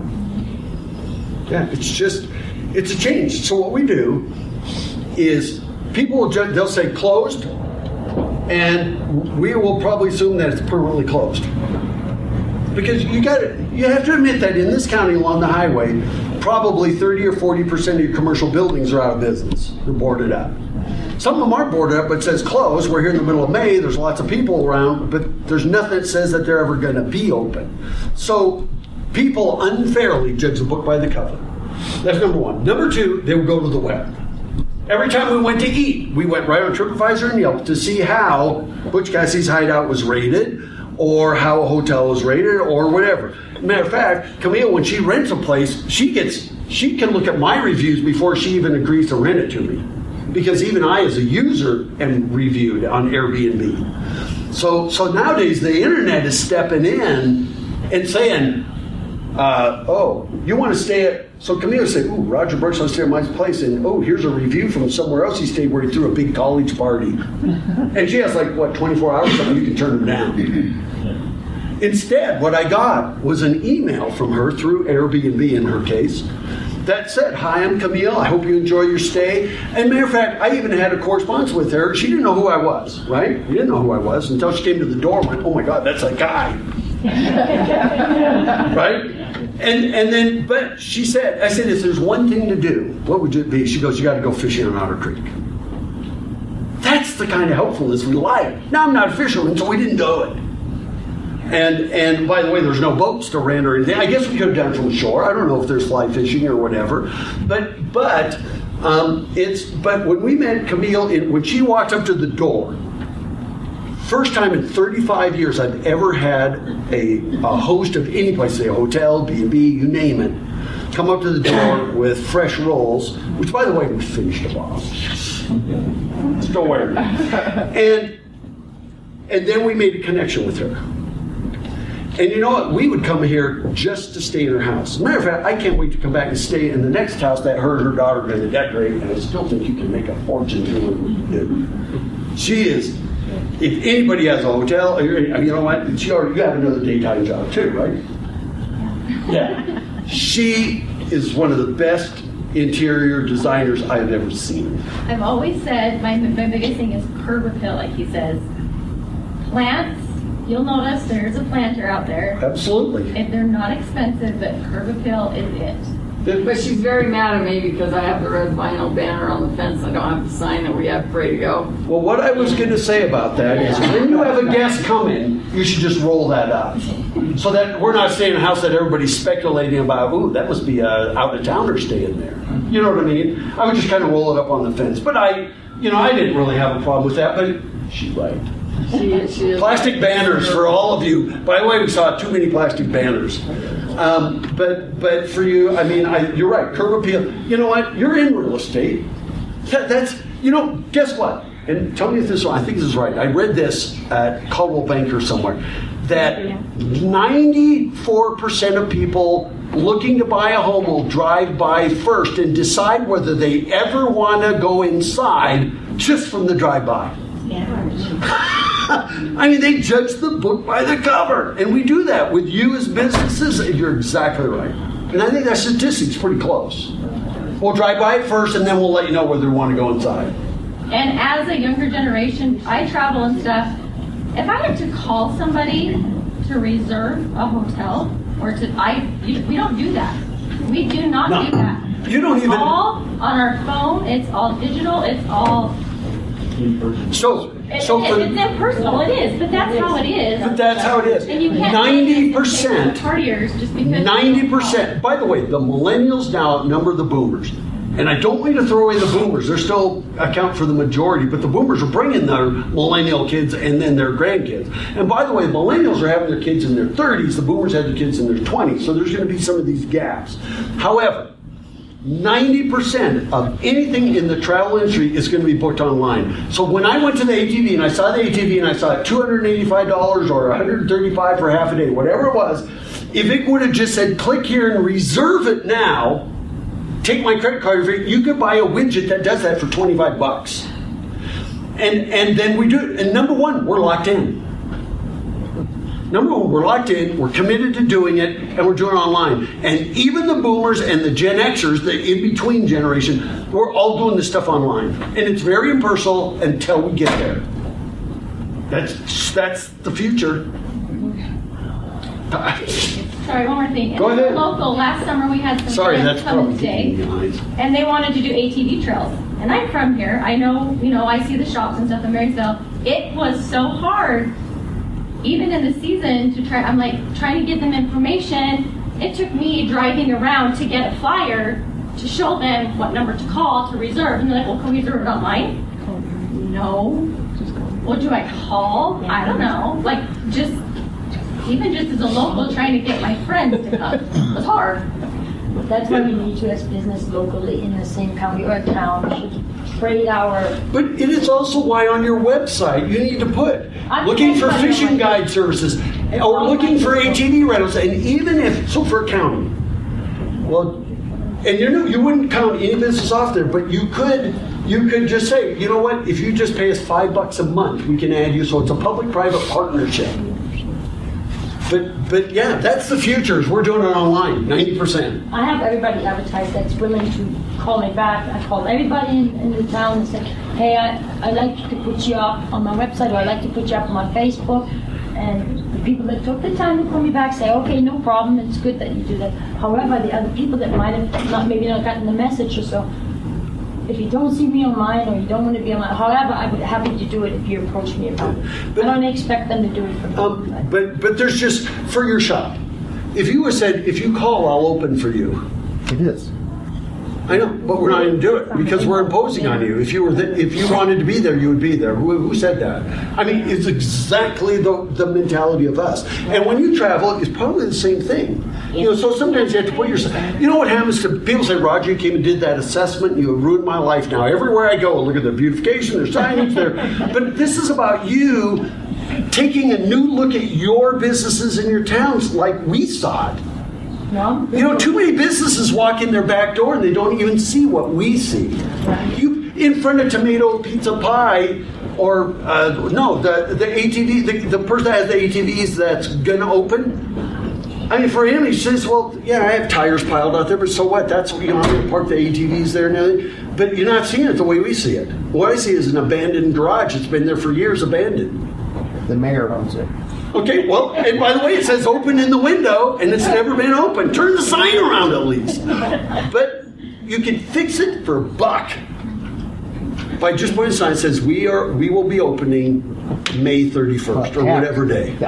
The garage part is the mayor's, the other side is another business. And I don't mean I'm not here to say, well, the mayor I need to treat differently than somebody else. No, we need to go over there as a community and say, hey, this is what we heard, this is what we learned regarding signing. But by the way, may I help you to move that tire over? I don't know, maybe it's just me. And they'll say no. Keep doing what you've always done and you'll get what you always got. Yeah. But the impression we got is that there's a whole lot of apathy in this county. We don't really care, and if we get business, we get business. If we don't, fine. And it's just like, you get the feeling that people really don't care. Yet there are people trying to make a living here. There are people that would probably love to stay here, but they can't unless they're retired or something, because they just can't get enough. I mean, I would love to see them end up with 20 of these houses and turning this whole place into a gym just for these beautifully designed, nice little homes. I mean, they took, basically was probably a trash heap looking at the Google pictures. I mean, they had to even replace the sheetrock in there. But they turned something into a gym. I love that little couple. You know, Jane said, well, I walked all of downtown Kingston. Took her about 5 minutes. Yeah. But you know what? You go out there, you see kids waiting for the school bus. You just feel like you're part of the neighborhood. That's what brings people back. I just think that you got, for such little money, if you want the business, get it. It's here. I'm sorry that this was the time you came and that we were closed. But what could we have learned if we'd been open? I mean, we have walking tours, brochures, all the businesses if they were open. But all these things. But there are businesses open. Why don't they have that stuff in them right now? Yeah. We ate at Tomato Pizza Pie. We ate at her place. I didn't see all this stuff at all these other places. We went into your co-ops. We went into the places. So here's my question for you. Why are all these things only in the places that are closed and not in the places that are open year round? Well, because it's a small town, and they're not part of the Chamber of Commerce. But there you go. Well, okay. Let me get rid of the elephant in the room. Chambers of Commerce. I work with a lot of Chambers of Commerce. Chambers of Commerce were designed to be the lobbying organization for local business. But Chambers of Commerce said, well, we're a networking organization. The average Chamber of Commerce director spends 85% of his or her time raising money and dealing with membership issues.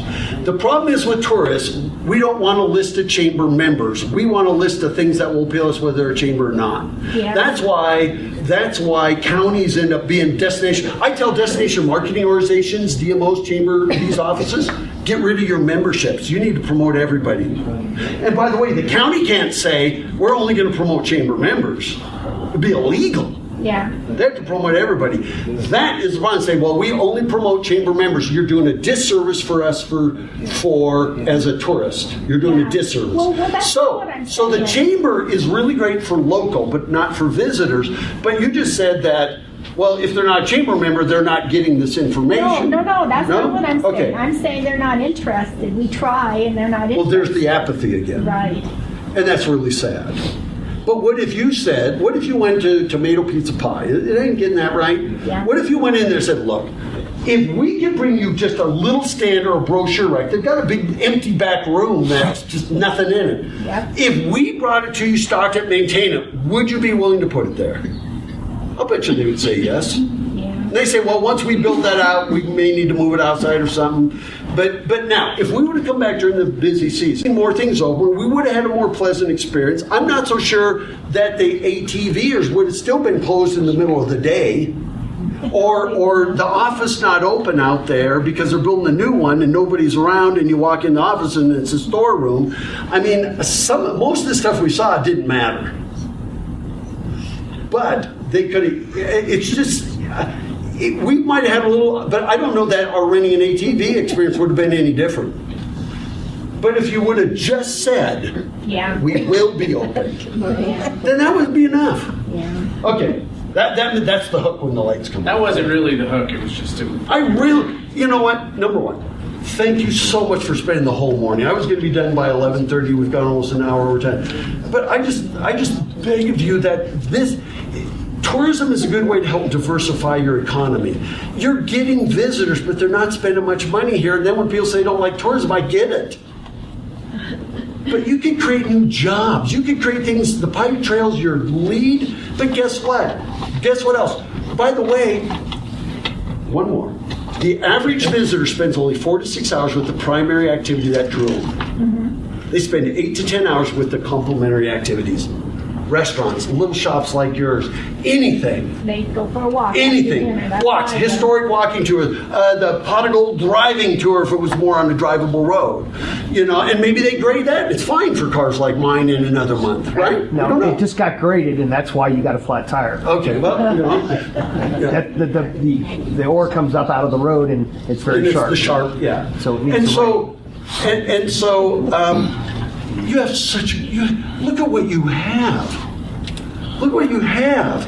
I mean, and this is a perfect complement to your agriculture. Perfect complement.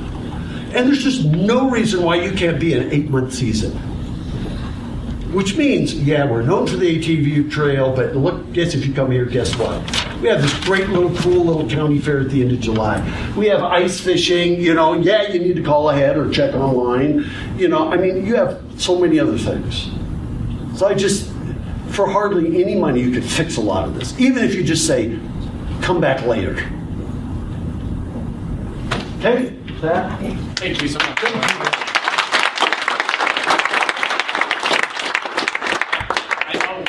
What we don't like to hear because it's stuff that we're all doing. As you can tell, we spend a lot of time explaining ourselves today.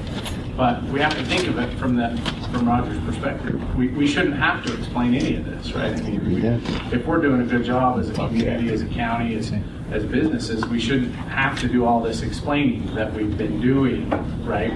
You can fix it in one day. We're basically having to tell Roger how he can give us money, and we're having to explain why things are the way they are. And you heard it. Everybody's trying to explain the situation. I think this is the value of what this exercise brings. And I think we know how we've got to this point. We have meetings where we try and address these, and the STP shows up. That's the same 3 people, right? And I'm looking at all of you in this audience, and I see very few of you when these meetings are held.